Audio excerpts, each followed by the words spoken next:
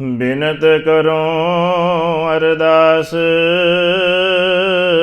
ਸੁਨੋ ਜੇ ਠਾਕੁਰ ਭਾਵੈ। ਦੇਹ ਦਰਸ ਮਨ ਚਾਓ, ਭਗਤੇ ਮਨ ਠਹਿਰਾਵੈ। ਬਲਿ ਉਚਰਾਗ ਅੰਧਿਆਰ ਮੈਂ, ਸਭ ਕਲ ਉਦਰੀ। ਇਕ ਨਾਮ ਧਰਮ, ਪ੍ਰਗਟ ਸਗਲ ਹਰ ਭਵਨ ਮਹਿ। ਜਨ ਨਾਨਕ ਗੁਰ ਪਾਰ ਬ੍ਰਹਮ।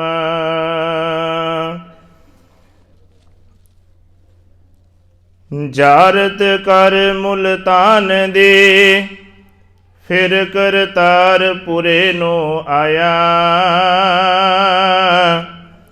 ਚੜੇ ਸਵਾਈ ਦੇਹ ਦੇਹੀ, ਕਲ ਯੁਗ ਨਾਨਕ ਨਾਮ ਧਿਆਇਆ। ਵੈਨ ਨਾ ਵੈ ਹੋਰ ਮੰਗਣਾ, ਸਿਰ ਦੁੱਖਾਂ ਦੇ ਦੁੱਖ ਸਬਾਇਆ। ਮਾਰਿਆ ਸਿਕਾ ਜਗਤ ਵਿੱਚ, ਨਾਨਕ ਨਿਰਮਲ ਪੰਥ ਚਲਾਇਆ। ਮਾਰਿਆ ਸਿਕਾ ਜਗਤ ਵਿੱਚ, ਨਾਨਕ ਨਿਰਮਲ ਪੰਥ ਚਲਾਇਆ। ਪਰਮ ਸਨਮਾਨਯੋਗ ਚਵਰ ਛਤਰ ਤਖਤ ਦੇ ਮਾਲਕ, ਗੁਰਤਾ ਗੱਦੀ ਤੇ ਸੁਭਾਈਮਾਨ, ਦਸਾਂ ਹੀ ਪਾਤਸ਼ਾਹੀਆਂ ਦੀ ਜੋਤ ਸ਼ਬਦ ਗੁਰੂ ਗੁਰੂ ਗ੍ਰੰਥ ਸਾਹਿਬ ਜੀ ਮਹਾਰਾਜ ਜੀਆਂ ਦੇ ਪਾਵਨ ਪਵਿੱਤਰ ਚਰਨਾਂ ਦੇ ਵਿੱਚ ਜੁੜਨ ਦਾ, ਗੁਰੂ ਕੀ ਬਾਣੀ ਦੇ ਨਾਲ ਸਾਂਝ ਪਾਉਣ ਦਾ ਬੜਾ ਅਮੋਲਕ ਸਮਾਂ ਪ੍ਰਾਪਤ ਹੋ ਰਿਹਾ ਹੈ। ਯਤਨ ਕਰੀਏ ਜਿਤਨਾ ਵੀ ਸਮਾਂ ਸਤਸੰਗ ਦੇ ਵਿੱਚ ਗੁਰੂ ਕੀ ਬਾਣੀ ਦੇ ਵਿੱਚ ਜੁੜ ਕੇ ਬਤੀਤ ਹੁੰਦਾ ਹੈ, ਇੱਕ ਇੱਕ ਘੜੀ ਨੂੰ ਅਸੀਂ ਲੇਖੇ ਦੇ ਵਿੱਚ ਲਾਉਣ ਦਾ ਪ੍ਰਯਾਸ ਕਰੀਏ ਜੀ। 3 ਦਿਨ ਤੋਂ ਧੁਰ ਕੀ ਬਾਣੀ ਆਈ, 3 ਸਗਲੀ ਚਿੰਤ ਮਿਟਾਈ ਜੀ ਦੇ ਅਖੰਡ ਪਾਠ ਸਾਹਿਬ ਦੀ ਆਰੰਭਤਾ ਕੀਤੀ। ਆਦ ਮਦ ਅੰਤ ਨਿਰਵਿਘਨਤਾ ਸਹਿ ਸੰਪੂਰਨ ਭੋਗ ਪਾਏ ਗਏ। ਮੇਰੇ ਤੋਂ ਪਹਿਲਾਂ ਬੱਚਿਆਂ ਨੇ ਰਸ ਭਿੰਨੀ ਆਵਾਜ਼ ਦੇ ਵਿੱਚ ਗੁਰਬਾਣੀ ਦੇ ਕੀਰਤਨ ਕੀਤੇ, ਆਪ ਜੀ ਨੇ ਸਰਵਣ ਕੀਤੇ। ਕੁਝ ਕੁ ਘੜੀਆਂ ਗੁਰ ਇਤਿਹਾਸ ਵਿਚਾਰਾਂ ਦੇ ਨਾਲ ਸਾਂਝ ਪਾਉਣ ਦਾ ਸਮਾਂ ਪ੍ਰਾਪਤ ਹੋਇਆ ਹੈ, ਕਿਉਂਕਿ ਅੱਜ ਅਸੀਂ ਸਤਿਗੁਰੂ ਨਾਨਕ ਪਾਤਸ਼ਾਹ ਜੀ ਦੇ ਆਗਮਨ ਦਿਹਾੜੇ ਨੂੰ ਮੁੱਖ ਰੱਖਦਿਆਂ ਹੋਇਆਂ ਇਨ੍ਹਾਂ ਸਮਾਗਮਾਂ ਦੇ ਵਿੱਚ ਜੁੜ ਰਹੇ ਹਾਂ। ਮੈਂ ਆਰੰਭਤਾ ਦੇ ਵਿੱਚ ਬੇਨਤੀ ਕਰ ਦੇਣੀ ਚਾਹੁੰਦਾ, ਪਿਆਰ ਵਾਲਿਓ, ਸਤਿਗੁਰੂ ਨਾਨਕ ਦੇ ਦਰ ਘਰ ਦੀਆਂ ਖੁਸ਼ੀਆਂ ਲੈਣ ਦੇ ਵਾਸਤੇ, ਗੁਰੂ ਨਾਨਕ ਦੇ ਚਰਨਾਂ ਦੇ ਵਿੱਚ ਜੁੜਨ ਦੇ ਵਾਸਤੇ, ਹਾਜ਼ਰੀ ਲਗਵਾਉਣ ਦੇ ਵਾਸਤੇ ਆਏ ਹਾਂ। ਯਤਨ ਕਰੀਏ ਇੱਕ ਇੱਕ ਸਤਿਗੁਰ ਦੀ ਬਾਣੀ ਦਾ ਬੋਲ ਹੈ ਜਿਹੜਾ ਸੁਰਤ ਦੇ ਵਿੱਚ ਵਸ ਜਾਵੇ, ਕਿਉਂਕਿ ਪਾਵਨ ਸ਼ਬਦ ਦੀਆਂ ਇਤਿਹਾਸ ਦੀਆਂ ਵਿਚਾਰਾਂ ਕਰਨ ਦਾ ਸੀਮਿਤ ਜਿਹਾ ਸਮਾਂ ਹੈ। ਗੁਰੂ ਨਾਨਕ ਪਾਤਸ਼ਾਹ ਜੀ ਦਾ ਇਤਿਹਾਸ ਬੜਾ ਵੱਡਾ ਹੈ, ਬੜਾ ਲੰਮੇਰਾ ਹੈ। ਜੇ ਗੁਰੂ ਨਾਨਕ ਦੇ ਜੀਵਨ 'ਤੇ ਚਾਨਣਾ ਪਾਉਣਾ ਹੋਵੇ, ਕੋਈ 1 ਅੱਧੇ ਘੰਟੇ ਦੇ ਸਮੇਂ ਦੇ ਵਿੱਚ ਨਹੀਂ, ਸਗੋਂ ਮਹੀਨੇ ਲੱਗ ਸਕਦੇ ਨੇ। ਖੈਰ, ਸਮੇਂ ਦੇ ਵਿੱਚ ਰਹਿੰਦਿਆਂ ਹੋਇਆਂ ਆਪਾਂ ਗੁਰੂ ਨਾਨਕ ਪਾਤਸ਼ਾਹ ਜੀ ਦੇ ਜੀਵਨ 'ਤੇ ਸੰਖੇਪ ਚਾਨਣਾ ਪਾਉਣ ਦਾ ਯਤਨ ਕਰਨਾ, ਅਤੇ ਕੁਝ ਕੁ ਗੁਰੂ ਨਾਨਕ ਪਾਤਸ਼ਾਹ ਜੀ ਦੇ ਜੀਵਨ ਦੀਆਂ ਘਟਨਾਵਾਂ ਤੋਂ ਇਹ ਸਾਡੇ ਵਿਲੱਖਣ ਇਤਿਹਾਸ ਦੇ ਵਿੱਚੋਂ ਕੁਝ ਸਿੱਖਣ ਦਾ, ਕੁਝ ਸਮਝਣ ਦਾ ਯਤਨ ਕਰਨਾ ਹੈ। ਇਤਿਹਾਸ ਤੋਂ ਤਕਰੀਬਨ ਹਰ ਮਨੁੱਖ ਜਾਣੂ ਹੈ, ਕਿਉਂਕਿ ਸਾਡੇ ਬੱਚਿਆਂ ਦੇ ਸਿਲੇਬਸ ਦਾ ਹਿੱਸਾ ਵੀ ਹੈ ਗੁਰੂ ਨਾਨਕ ਪਾਤਸ਼ਾਹ ਜੀ ਦਾ ਜੀਵਨ, ਉਹਨਾਂ ਦਾ ਲੇਖ ਹੈ ਅਤੇ ਉਹਨਾਂ ਦੀਆਂ ਸਿੱਖਿਆਵਾਂ ਦੱਸੀਆਂ ਜਾਂਦੀਆਂ ਨੇ। ਪਰ ਆਪਾਂ ਯਤਨ ਕਰੀਏ ਉਹਨਾਂ ਦੀਆਂ ਸਿੱਖਿਆਵਾਂ 'ਤੇ ਚੱਲ ਕੇ ਆਪਣੇ ਜੀਵਨ ਨੂੰ ਸਵਾਰਨ ਦਾ। तकरीबन 12:15 वजे तक का मैं समा लवांगा। उस तो बाद संगतां वल्लों इकत्तर होकर फिर इलाही बाणी के कीर्तन के नाल जुड़िया जाना है। तो आओ मन विरतियां कागर करते हुए सतगुरु जी के चरणों का ध्यान टकाइए, रसना नूं पवित्र करिए। सतगुरु नानक पातशाह जी के पावन आगमन दिहाड़े ते सारी संगत लवाओ हाजरी। बुलंद आवाज़ दे विच दोनों हाथ जोड़ के धन गुरु ग्रंथ साहिब पातशाह के चरणों च शीश नवाउंदे हुए सारी संगत आखो जी वाहिगुरु जी का खालसा वाहिगुरु जी की फतेह। सतगुरु नानक प्रगटिया मिटी धुंध जग चानन हुआ। पहले शब्द की आरंभता इत्थों हुई है। मैं इन्हां पंक्तियां नूं आधार बना के पावन शब्द की विचार नूं अगे लेके आवां। इन्हां पावन बाणी दीयां पंक्तियां दे विच भाई गुरदास जी की उपदेश दिंदे ने, क्योंकि ये भाई गुरदास दियां वारां दा गायन जिहड़ा गुरुद्वारे दे अंदर कीता जा सकदा है। जिते गुरु ग्रंथ साहिब की बाणी नूं गाया जांदा है उत्ते पंथ वल्लों प्रवानगी दित्ती है भाई गुरदास जी दियां वारां नूं। ते भाई नंद लाल जी दियां गज़लां दा गायन किया जा सकता है। तो ये कुछ क पंथ प्रवानित जिहड़े लिखतां ने जिन्हां असी गुरु साहब की हजूरी दे विच विचार सकते हैं। कदे भुलेखे च ना रहिए। कई बंदियां नूं इन्ना भी नहीं पता होना भी ये शायद भाई गुरदास जी दियां वारां ने। बहुतां तो सोचते होने भी शायद ये भी गुरु ग्रंथ साहिब जी दे ही पावन बोल ने। नहीं, भाई गुरदास जी की कहते ने इस संबंध दे विच साहबा जी वचन करते बाणी दे विच भी कि कल तारन गुरु नानक आया। जिते गुरु ग्रंथ साहिब की बाणी नूं पढ़दे गुरु नानक मेरी पैज सवारी आनंद करो मिल सुंदर नारी गुरु नानक मेरी पैज सवारी। भाई गुरदास जी कहते ने सतगुरु नानक प्रगटिया। प्रगट का भाव की हुंदा पैदा होना। सतगुरु नानक प्रगटिया मिटी, इत्थे मिटी शब्द नहीं है। मिटी धुंध, धुंध मिट गई है ते जग दे विच चानन हो गया। भाई गुरदास जी कहते गुरु नानक जी का प्रकाश हुंदा है दुनिया दे विच। आगमन हुंदा है कदों? जदों कि माता त्रिवता की कुख नूं भाग लगते ने सन 1469 ईस्वी। ते महीनिਆਂ ਦੇ ਵਿੱਚ मैं ना पवां क्योंकि ਇਹਦੇ ਵਿੱਚ इतिहास कालां ਦੀਆਂ ਵੱਖ-ਵੱਖ ਰਾਵਾਂ ने। पर असी जो विचारते हैं 15 अप्रैल का दिन आउंदा है, पर कई बारी असी पढ़िया कत्तक की पूर्णमासी। पर हुण साडे इत्थे थोड़ा जिहा ਇਹਦੇ ਵਿੱਚ वितकरा पिया होना। अज असी मग्घर की पूर्णमासी ते इकत्तर होए हां। ख्याल करिए जी, मैं इत्थे थोड़ा जिहा रुक के बेनती करनी चाहुंदा। असी नगर निवासी बैठे हाँ ना, तो असी थोड़ा जिहा इतिहासक दियां इन्हां तरीकां नूं विचारिया करिए।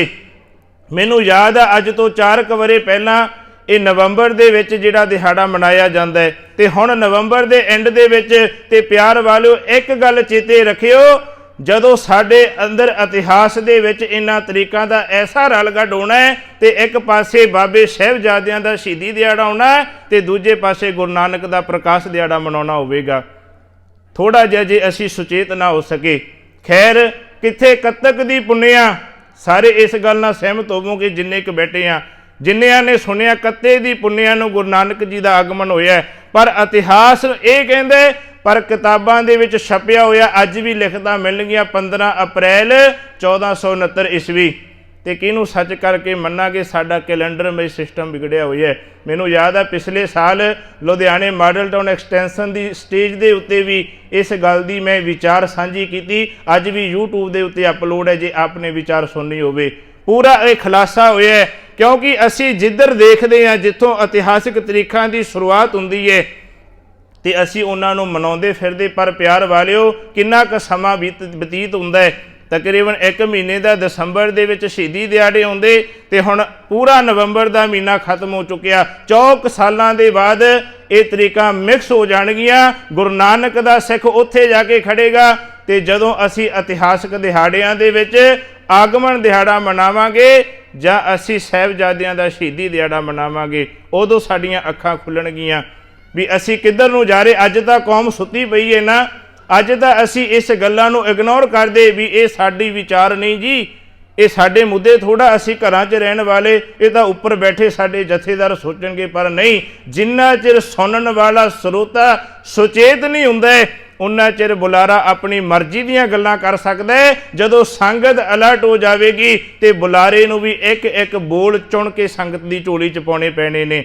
ਇਹੀ ਗੱਲ ਹੈ ਜੀ। ਤੇ ਜਿੰਨਾ ਚਿਰ ਸੁਣਨ ਵਾਲੇ, ਜਿੰਨਾ ਚਿਰ ਮੰਨਣ ਵਾਲੇ ਗੁਰੂ ਨਾਨਕ ਦੇ ਸਿੱਖ ਜਿਹੜੇ ਨੇ ਉਹ ਜਾਗਰਤ ਨਹੀਂ ਹੁੰਦੇ, ਸਾਡੇ ਅੰਦਰ ਜਾਗਰਤੀ ਪੈਦਾ ਨਹੀਂ ਹੁੰਦੀ, ਜਗਿਆਸਾ ਪੈਦਾ ਨਹੀਂ ਹੁੰਦੀ, ਉਹਨਾਂ ਚਿਰ ਸਾਡੀਆਂ ਭਾਵਨਾਵਾਂ ਦਾ ਇੱਦਾਂ ਹੀ ਖਿਲਵਾੜ ਹੋਵੇਗਾ। ਖੈਰ, ਮੈਂ ਇਸ ਵਿਸ਼ੇ ਦੇ ਵਿੱਚੋਂ ਨਿਕਲਾਂ। ਸਾਡਾ ਪ੍ਰਕਰਨ ਗੁਰੂ ਨਾਨਕ ਪਾਤਸ਼ਾਹ ਦਾ ਆਗਮਨ ਦਿਹਾੜਾ ਮਨਾਉਣਾ। ਮਿਥੀ ਤਰੀਕ ਕੋਈ ਮਾੜੀ ਨਹੀਂ ਹੈ, ਸਾਰੇ ਦਿਹਾੜੇ ਚੰਗੇ ਨੇ। ਅੱਜ ਅਸੀਂ ਗੁਰੂ ਨਾਨਕ ਪਾਤਸ਼ਾਹ ਜੀ ਨੂੰ ਯਾਦ ਕਰਦੇ ਹਾਂ ਨਾ। ਗੁਰੂ ਨਾਨਕ ਪਾਤਸ਼ਾਹ ਜੀ ਜਗਤ ਦੇ ਵਿੱਚ ਉਸ ਸਮੇਂ ਆਏ ਜਦੋਂ ਹਰ ਪਾਸੇ ਅੰਧਕਾਰ ਛਾਇਆ ਹੋਇਆ ਤੇ ਹਨੇਰਾ ਕਿਹੜਾ, ਇੱਥੇ ਖਿਆਲ ਪੈਦਾ ਹੁੰਦਾ ਹੈ ਨਾ ਵੀ ਹਨੇਰਾ ਛਾਇਆ ਹੋਇਆ, ਭਾਵ ਇਹ ਨਹੀਂ ਵੀ ਸੂਰਜ ਚੜ੍ਹਦਾ ਹੀ ਨਹੀਂ ਹੋਣਾ। ਇਹਦਾ ਭਾਵ ਇਹ ਨਹੀਂ ਵੀ ਹਰ ਪਾਸੇ ਜਿਹੜੀ ਸਿਆਲਾਂ 'ਚ ਧੁੰਦ ਛਾਂਦੀ ਏ ਵੀ ਉਹ ਧੁੰਦ ਪਈ ਹੋਣੀ ਹੈ। ਨਹੀਂ, ਭਾਈ ਗੁਰਦਾਸ ਜੀ ਕਹਿੰਦੇ ਸਤਿਗੁਰੂ ਨਾਨਕ ਪ੍ਰਗਟਿਆ ਮਿੱਟੀ ਧੁੰਦ ਜਗ ਚਾਨਣ ਹੋਇਆ। ਲੋਕਾਂ ਦੇ ਅੰਦਰ ਅਗਿਆਨਤਾ ਦਾ ਹਨੇਰਾ ਛਾਇਆ ਹੋਇਆ ਹੈ, ਲੋਕਾਂ ਦੇ ਅੰਦਰ ਵਹਿਮਾਂ ਤੇ ਭਰਮਾਂ ਦੀ ਧੁੰਦ ਪਈ ਹੋਈ ਹੈ। ਗੁਰੂ ਨਾਨਕ ਪਾਤਸ਼ਾਹ ਜੀ ਦੀ ਵਿਚਾਰ ਦੇ ਨਾਲ ਲੋਕਾਂ ਦਾ ਅੰਦਰ ਦਾ ਹਨੇਰਾ ਖਤਮ ਹੋ ਗਿਆ। ਗੁਰੂ ਨਾਨਕ ਦੀ ਵਿਚਾਰ ਦੇ ਨਾਲ ਅੰਦਰ ਚਾਨਣ ਹੋਇਆ। ਤੇ ਅੱਜ ਵੀ ਪਿਆਰ ਵਾਲਿਓ ਇਸ ਭੁਲੇਖੇ 'ਚ ਨਾ ਰਹੀਏ ਕਿ ਗੁਰੂ ਨਾਨਕ ਪਾਤਸ਼ਾਹ ਜੀ ਤਾਂ ਕੋਈ 500-550 ਵਰੇ ਪਹਿਲਾਂ ਚਲੇ ਗਏ, ਹੁਣ ਅਸੀਂ ਕਿਹਦੇ ਸਿੱਖ ਹਾਂ। ਤੇ ਅੱਜ ਵੀ ਸਾਡਾ ਹਨੇਰਾ ਦੂਰ ਕਰਨ ਦੇ ਵਾਸਤੇ ਗੁਰੂ ਨਾਨਕ ਦੇ ਬੋਲ ਧੰਨ ਗੁਰੂ ਗ੍ਰੰਥ ਸਾਹਿਬ 'ਚ ਦਰਜ ਨੇ। ਤਾਂ ਹੀ ਤਾਂ ਕਿਹਾ ਜਾਂਦਾ ਦਸਾਂ ਪਾਤਸ਼ਾਹੀਆਂ ਦੀ ਜੋਤ ਸ੍ਰੀ ਗੁਰੂ ਗ੍ਰੰਥ ਸਾਹਿਬ ਮਹਾਰਾਜ ਜੀ। ਅੱਜ ਇਹਨਾਂ ਦੇ ਬਚਨਾਂ ਨੂੰ ਪੜ੍ਹ ਕੇ ਵਿਚਾਰੀਏ। ਗੁਰੂ ਕਿਆ ਸਿੱਖਾ ਤੇਰੇ ਅੰਦਰ ਦਾ ਹਨੇਰਾ, ਤੇਰੇ ਅੰਦਰ ਦੀ ਭਟਕਣਾ ਅੱਜ ਵੀ ਗੁਰੂ ਨਾਨਕ ਦੇ ਬੋਲਾਂ ਨੇ ਦੂਰ ਕਰ ਦੇਣੀ। ਆਖੋ ਸਤਨਾਮ ਸ੍ਰੀ ਵਾਹਿਗੁਰੂ। ਅੱਜ ਵੀ ਅੰਦਰ ਦਾ ਹਨੇਰਾ, ਪਰ ਲੋੜ ਕੀ ਏ? ਜੇ ਉਸ ਸਮੇਂ ਦੇ ਵਿੱਚ ਬਾਬੇ ਨਾਨਕ ਨੇ ਜਾ ਕੇ ਆਪਣੀ ਵਿਚਾਰ ਦੇ ਨਾਲ ਤਾਰਿਆ ਤੇ ਅੱਜ ਵੀ ਗੁਰੂ ਨਾਨਕ ਦੀ ਵਿਚਾਰਧਾਰਾ ਦੇ ਨਾਲ ਜੁੜਨਾ ਪੈਣਾ। ਇੱਥੇ ਸਮਝਣ ਦੀ ਜ਼ਰੂਰਤ ਹੈ। ਮੈਂ ਇਤਿਹਾਸ ਅੱਗੇ ਲੈ ਕੇ ਜਾਣਾ, ਪਰ ਇਹ ਗੱਲ ਅਤ ਲਾਜ਼ਮੀ ਹੈ ਵੀ ਜਿੰਨਾ ਚਿਰ ਅਸੀਂ ਆਪਣੀ ਵਿਚਾਰਧਾਰਾ ਛੱਡ ਕੇ ਗੁਰੂ ਦੀ ਵਿਚਾਰਧਾਰਾ ਫੋਲੋ ਨਹੀਂ ਕਰਾਂਗੇ, ਉਨਾ ਚਿਰ ਗੁਰੂ ਨਾਨਕ ਦੇ ਸਿੱਖਾਂ ਤੇਰੀ ਭਟਕਣਾ ਨਹੀਂ ਮੁੱਕ ਸਕਦੀ। ਕਿਉਂਕਿ ਇਤਿਹਾਸ ਇਹੀ ਹੈ ਜਿਸ ਇਤਿਹਾਸ ਦੀ ਅਸੀਂ ਵਿਚਾਰ ਕਰਨੀ। ਜਿੰਨਾ ਚਿਰ ਸੱਜਣ ਠੱਗ ਵਰਗੇ, ਕੌਡੇ ਰਾਖਸ਼ ਵਰਗੇ ਗੁਰੂ ਨਾਨਕ ਦੀ ਵਿਚਾਰਧਾਰਾ ਨੂੰ ਅਪਣਾ ਨਹੀਂ ਸਕੇ, ਉਹਨਾਂ ਚਿਰ ਉਹ ਹਨੇਰੇ ਦੇ ਵਿੱਚ ਨੇ। ਜਦੋਂ ਹੀ ਗੁਰੂ ਨਾਨਕ ਦੇ ਬੋਲ ਬਾਣੀ ਦੇ ਕੰਨਾਂ 'ਚ ਪਏ, ਉਹਨਾਂ ਦੇ ਅੰਦਰ ਚਾਨਣ ਹੋ ਗਿਆ ਤੇ ਗੁਰੂ ਨਾਨਕ ਦੇ ਚਰਨਾਂ ਦੇ ਭੌਰੇ ਬਣ ਕੇ ਰਹਿ ਗਏ।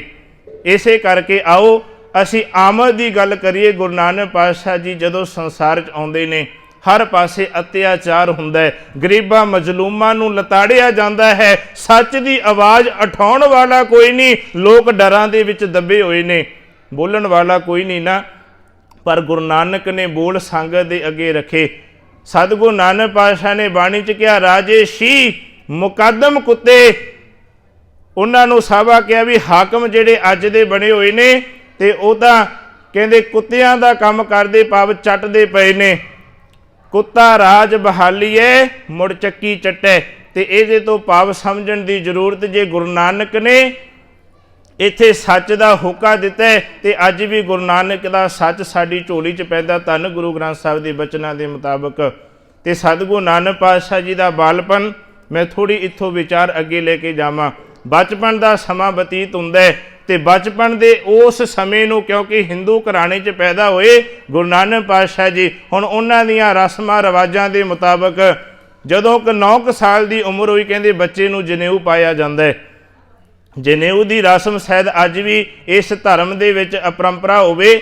ਖੈਰ, ਗੁਰੂ ਨਾਨਕ ਪਾਤਸ਼ਾਹ ਜੀ ਦੇ ਜਨੇਊ ਪਾਉਣ ਦੀ ਰਸਮ ਅਦਾ ਕਰਨ ਦੇ ਵਾਸਤੇ ਪੰਡਿਤ ਪ੍ਰੋਹਤ ਬੁਲਾਏ ਗਏ ਤੇ ਗੁਰੂ ਨਾਨਕ ਪਾਤਸ਼ਾਹ ਨੂੰ ਕਿਹਾ ਕਿ ਇਹ ਬਾਲਕ ਤੇਰੇ ਹੁਣ ਜਨੇਊ ਦੀ ਰਸਮ ਅਦਾ ਕਰਨੀ ਹੈ। ਤੇ ਗੁਰੂ ਨਾਨਕ ਪਾਤਸ਼ਾਹ ਜੀ ਦੇ ਅੰਦਰ ਦਾ ਚਾਨਣ, ਕਿਉਂਕਿ ਉਹ ਕੋਈ ਆਮ ਮੂਰਤ ਨਹੀਂ, ਉਹ ਤਾਂ ਪਰਮਾਤਮਾ ਦੀ ਭੇਜੀ ਹੋਈ ਸ਼ਖਸੀਅਤ ਹੈ। ਆਪ ਪਰਮਾਤਮਾ ਗੁਰੂ ਨਾਨਕ ਦੇ ਰੂਪ ਦੇ ਵਿੱਚ ਵਸ ਕੇ ਆਇਆ ਹੈ। ਹੁਣ ਚਾਨਣ ਹੈ ਅੰਦਰ ਦਾ। ਗੁਰੂ ਨਾਨਕ ਪਾਤਸ਼ਾਹ ਦੇ ਬਾਲਪਣ ਦੇ ਵਿੱਚ ਜਨੇਊ ਪਾਉਣ ਲੱਗੇ ਨੇ ਪੰਡਿਤ ਪਰੋਂ ਕੱਢੇ ਹੋ ਕੇ। ਗੁਰੂ ਨਾਨਕ ਪਾਤਸ਼ਾਹ ਨੇ ਕਿਹਾ ਰੁਕ ਜੋ, ਇਹ ਜਨੇਊ ਕਾਹਦੇ ਲਈ ਪਾਇਆ ਜਾਂਦਾ? ਕਹਿੰਦੇ ਤੇਰੀ ਰਖਵਾਲੀ ਕਰੇਗਾ ਇਹ ਨਾਨਕ। सतगुरु नानक पातशाह ने बचपन के बुल वेखिए किन्नी कुछ उच्ची अवस्था 9 साल की उम्र, क्योंकि साडा इतिहास है ना प्यारिओ, इत्थे बचपन ते बुढ़ेपे की गल नहीं। साडे तां एक रीत बनी हुई है ना भी जे कोई 15-16 साल का बच्चा भी होवे कह दिंदे आ भी कोई नहीं अजे तां बच्चा है, जवाक है, अजे तां न्याणा है, इहनूं कित्थे सोझी।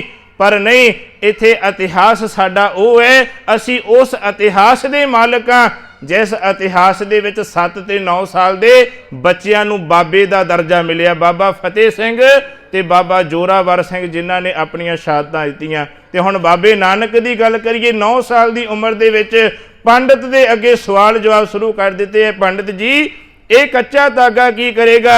जे तू मेरे अंदर जनेऊ पाउणा चाहुंदा है ते मैनू वो जनेऊ पा जिहड़ा कदे टुटे ना ते कदे मैला ना होवे। ये जनेऊ जी का है तो पांडे घत आसा दी वार दे बोल जदों आपां चेते करदे भी ये जनेऊ जी का जिहड़ा अंदर दा जनेऊ आत्मा दा जनेऊ होवे, सच दा जिहदे विच धागा परोया होवे, ए पंडित प्रोत ऐसा जनेऊ है तां मैं पा, एक कच्चे धागे दा जनेऊ मैं पाउण दे वास्ते हम ही नहीं परांगा। गुरु नानक ने साफ मना कर दिता है। हुण जुरत देखिए, असी बच्चे दी बालपण दे विच हाथ मार के देखिए, माँ बाप का दबाव भी हुंदा है। हुण जदों कदे ऐसी रस्म होवे, रिश्तेदार भी आउंदे ने ना, भैन भरावां नूं भी सद्दिया जांदा, किसे दी परवाह ना करदियां होइयां गुरु नानक ने कहा ये जनेऊ मैनूं परवाह नहीं जे। क्योंकि हुण संसार दे विच रहण वाले लोकां ने गुरु नानक दी इस गल नूं ठुकराउण दा यतन कीता, पर गुरु नानक पातशाह जी सच दी आवाज़ नूं बुलंद करदे रहे। ते अगे समा बतीत होया, हुण झात पई चौधरी राय बुलार दा मिलाप हुंदा, जिहड़ा उस समय राय भोए की तलवंडी, साबो की तलवंडी, जिथे कि गुरु नानक पातशाह का आगमन हुंदा है। ते सतगुरु नानक पातशाह का आगमन राय भोए की तलवंडी पाकिस्तान दे विच, जिथे अज भी ननकाना साहिब, ननकाना का नाम ही गुरु नानक पातशाह के प्रकाश तो बाद पिया। नानकाना का भाव नानक आना। अज भी जिथे सजदे करन दे वास्ते गुरु नानक नाम लेवा संगतां जांदियां ने, भावें इत्थे दो फाड़ हो गए देश दे, पर उस समय ये हिंदुस्तान का हिस्सा है। उहदे तो बाद ये तो थोड़े ही वरे होए ने ना, 47 वेले दो फाड़ होए, पर झात मार के देखिए गुरु नानक पातशाह का आगमन होया। ते जिथे सतगुरु नानक पातशाह जी हुण बचपन दे विच चौधरी राय बुलार जी ने पछाण कीती इस रब्बी रूह दी, जिन्हों पछाण होगी जिहड़ा नानक दे चरनां दा भौरा बन के, मुरीद बन के सेवा करन दे विच लग्या है। ते हुण समा बतीत होया, घर दी कार विहार पटवारी है पिता मेहता कालू, अपने कार विहार दे विच पाउण दे वास्ते हुण गुरु नानक नूं पढ़ नहीं पाया है। इतिहास जाणू है ना, पर मैं समझाउण दे वास्ते, इतिहास नूं समझण दे वास्ते कुछ क बेनतियां करनियां। हुण पढ़ नहीं पाया, गुरु नानक नूं पांडे दे कोल भेजिया गया। उस समय ये स्कूल नहीं सी हुंदे, धर्मशाला दे विच बच्चिआं नूं पढ़ाया जांदा है। ते हुण गुरु नानक बालपन उम्र है, देखिया भी हुण घर दे विच इन्हां दा सुभाਅ कुछ वखरा है, क्यों ना पढ़ ले के साडे पटवारी दा जिहड़ा काम है ये पीढ़ी दर पीढ़ी चलदा है, ये नानक अगे साम लवेगा। पर किते गुरु नानक नूं पढ़ नहीं पाया ते पांधे कोल पढ़न दे वास्ते भेजिए। हुण पांधे ने पढ़न दे वास्ते फट्टी ते लिखण वास्ते कहा कि लिख ऊड़ा। गुरु नानक पातशाह ने अगे सवाल खड़ा कर दिता है। प्यारिओ, बड़ी गजब की गल है, इतिहास दे विचों सिੱਖਣ ਨੂੰ मिलती। हर गल दे गुरु नानक पातशाह जी ने अपने सवाल अगे रखे ने। अज गुरु नानक दे सिੱਖ दे अंदर ये जुरत खत्म होंदी जांदी है। जिवें कोई कह दिंदा है, जिवें कोई गल सानूं दस दिंदा है, असीं सिर हिला दिंदे वाकई सच है। अज असी क्वेश्चनिंग नहीं करते, अज साडे अंदर प्रश्न पैदा नहीं होंदे भी ये किदां हो सकदा। जिवें स्टेजां तो सुनाया जाता है, जिवें सानूं परोसिया जाता है, असी अपनी झोली च पवा के आ जाने आ। असी अपनी बुद्ध नूं विवेक बनाइए। विवेक बुद्धि का भाव तर्कशील नहीं भी तर्कशील बन जाइए, हर गल ते तर्क करिए। विवेक बुद्ध का भाव तेरे अंदर कुछ वखरा होवे, जो तेनों दसिया समझाया जाता है उन्होंने अपने अंदर वसाउण तो पहला उहदी घोख करिया कर। जेड़ी गल जेड़ी विचारधारा गुरु नानक की बाणी ते खरी उतरे ते उन्होंने अपनी जिंदगी च प्रवान कर ले, बाकी कूड़ कबाड़ नूं परां सुट दे। क्योंकि साडे इतिहास दे विच भी बड़ा रला होया है, ये असलीयत है जी। साडे इतिहास दे विच भी बड़ा रल गड्ड है, पर इत्थे सानूं समझण दी ਜ਼ਰੂਰਤ ਪਵੇਗੀ। ਜਿਹੜੇ ਇਤਿਹਾਸਕ ਨੁਕਤੇ ਧੰਨ ਗੁਰੂ ਗ੍ਰੰਥ ਸਾਹਿਬ ਦੀ ਬਾਣੀ ਤੇ ਖਰੇ ਉਤਰਦੇ, ਕਸਵੱਟੀ ਲਾਈਏ, ਬਾਣੀ ਦੀ ਕਸਵੱਟੀ, ਹਰ ਗੱਲ ਨੂੰ ਪਰਖਣਾ ਸ਼ੁਰੂ ਕਰ ਦਈਏ ਵੀ ਜਿਹੜੀ ਸੱਚ ਉਤਰੇਗੀ, ਬਾਣੀ ਦੀ ਕਸਵੱਟੀ ਦੇ ਗੱਲ ਖਰੀ ਉਤਰੇ। ਗੁਰੂ ਨਾਨਕ ਦੇ ਸਿੱਖਾਂ ਝੋਲੀ 'ਚ ਪਵਾ ਲਈ, ਜਿਹੜੀ ਗੁਰਬਾਣੀ ਦੀ ਕਸਵੱਟੀ ਤੋਂ ਗੱਲ ਬਾਹਰ ਲੱਗਦੀ ਹੋਵੇ ਉਹਨੂੰ ਪਰਾਂ ਸੁੱਟ ਦੇ, ਉਹ ਤੇਰੇ ਕੰਮ ਦੀ ਗੱਲ ਨਹੀਂ। ਬੜੀਆਂ ਐਸੀਆਂ ਇਤਿਹਾਸਕ ਘਟਨਾਵਾਂ ਆਉਂਦੀਆਂ ਨੇ। ਖੈਰ, ਕਦੇ ਸਮਾਂ ਮਿਲੇ ਆਪਾਂ ਵਿਚਾਰਨ ਦਾ ਯਤਨ ਕਰਾਂਗੇ। ਹੁਣ ਗੁਰੂ ਨਾਨਕ ਪਾਤਸ਼ਾਹ ਨੂੰ ਭੇਜਿਆ, ਪਾਂਧਾ ਕਹਿੰਦਾ ਫੱਟੀ ਤੇ ਲਿਖ ਊੜਾ। ਅੱਜ ਅਸੀਂ ਊੜਾ ਕਿਉਂਕਿ ਗੁਰੂ ਨਾਨਕ ਨੇ ਪੱਟੀ ਲਿਖੀ ਹੈ ਬਾਣੀ ਦੇ ਵਿੱਚ, ਅੱਗੇ ਵਿਚਾਰ ਕਰਾਂਗੇ। ਪਰ ਉਸ ਸਮੇਂ ਉਰਦੂ ਭਾਸ਼ਾ ਦਾ ਜਿਹੜਾ ਅਭਿਆਸ ਕਰਾਇਆ ਜਾਂਦਾ ਹੈ, ਜਦੋਂ ਊੜਾ ਲਿਖਣ ਦੇ ਵਾਸਤੇ ਕਿਹਾ, ਗੁਰੂ ਨਾਨਕ ਜੀ ਕਹਿੰਦੇ ਊੜੇ ਦਾ ਅੱਖਰੀ ਅਰਥ ਕੀ ਹੈ, ਕੀ ਮਤਲਬ ਹੋਇਆ ਊੜੇ ਦਾ। ਪਾਂਧਾ ਸੋਚਣ ਲੱਗਿਆ ਵੀ ਉਮਰ ਬੜੀ ਛੋਟੀ ਹੈ ਤੇ ਸਵਾਲ ਬੜੇ ਵੱਡੇ ਖੜੇ ਕਰ ਰਿਹਾ ਹੈ।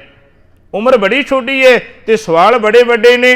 ਹੁਣ ਪਾਂਧਾ ਕਹਿੰਦਾ ਇਹ ਬਾਲਕ ਇਕੱਲੇ ਊੜੇ ਦਾ ਕੀ ਮਤਲਬ ਹੋਵੇਗਾ, ਇੱਕ ਅੱਖਰ ਦਾ ਕੀ ਅਰਥ ਹੋਣਾ ਹੈ। ਜਦੋਂ ਇੱਕ ਦੇ ਨਾਲ ਦੂਜਾ ਅੱਖਰ ਜੁੜਦਾ ਇੱਕ ਸ਼ਬਦ ਬਣ ਜਾਵੇਗਾ। ਸ਼ਬਦ ਦਾ ਅਰਥ ਹੁੰਦਾ, ਇੱਕ ਅੱਖਰ ਦਾ ਕੋਈ ਅਰਥ ਨਹੀਂ। ਗੁਰੂ ਨਾਨਕ ਪਾਤਸ਼ਾਹ ਨੇ ਅੱਗੇ ਜਵਾਬ ਦੇ ਦਿੱਤਾ, ਇਹ ਪਾਂਧਾ ਜੀ ਮੈਂ ਬੇਅੱਖਰੀ ਊੜੇ ਨੂੰ ਪੜ੍ਹਨ ਦੇ ਵਾਸਤੇ ਰਾਜ਼ੀ ਨਹੀਂ ਹਾਂ, ਮੈਨੂੰ ਮਨਜ਼ੂਰ ਹੀ ਨਹੀਂ। ਜਿਹੜਾ ਤੁਸੀਂ ਕਹਿੰਦੇ ਹੋ ਬੇਅਰਥ ਹੈ, ਅਰਥ ਹੀ ਕੋਈ ਨਹੀਂ, ਮੈਂ ਉਸ ਅੱਖਰ ਨੂੰ ਪੜ੍ਹ ਕੇ ਕੀ ਲੈਣਾ।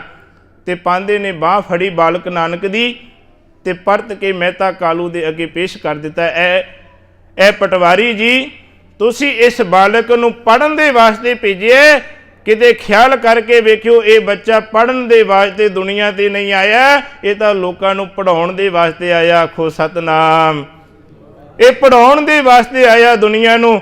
ਹੁਣ ਪਾਂਧੇ ਨੂੰ ਗਿਆਨ ਕਰਾ ਕੇ ਗੁਰੂ ਨਾਨਕ ਪਾਤਸ਼ਾਹ ਨੇ ਨਿਹਾਲ ਕਰ ਦਿੱਤਾ ਹੈ।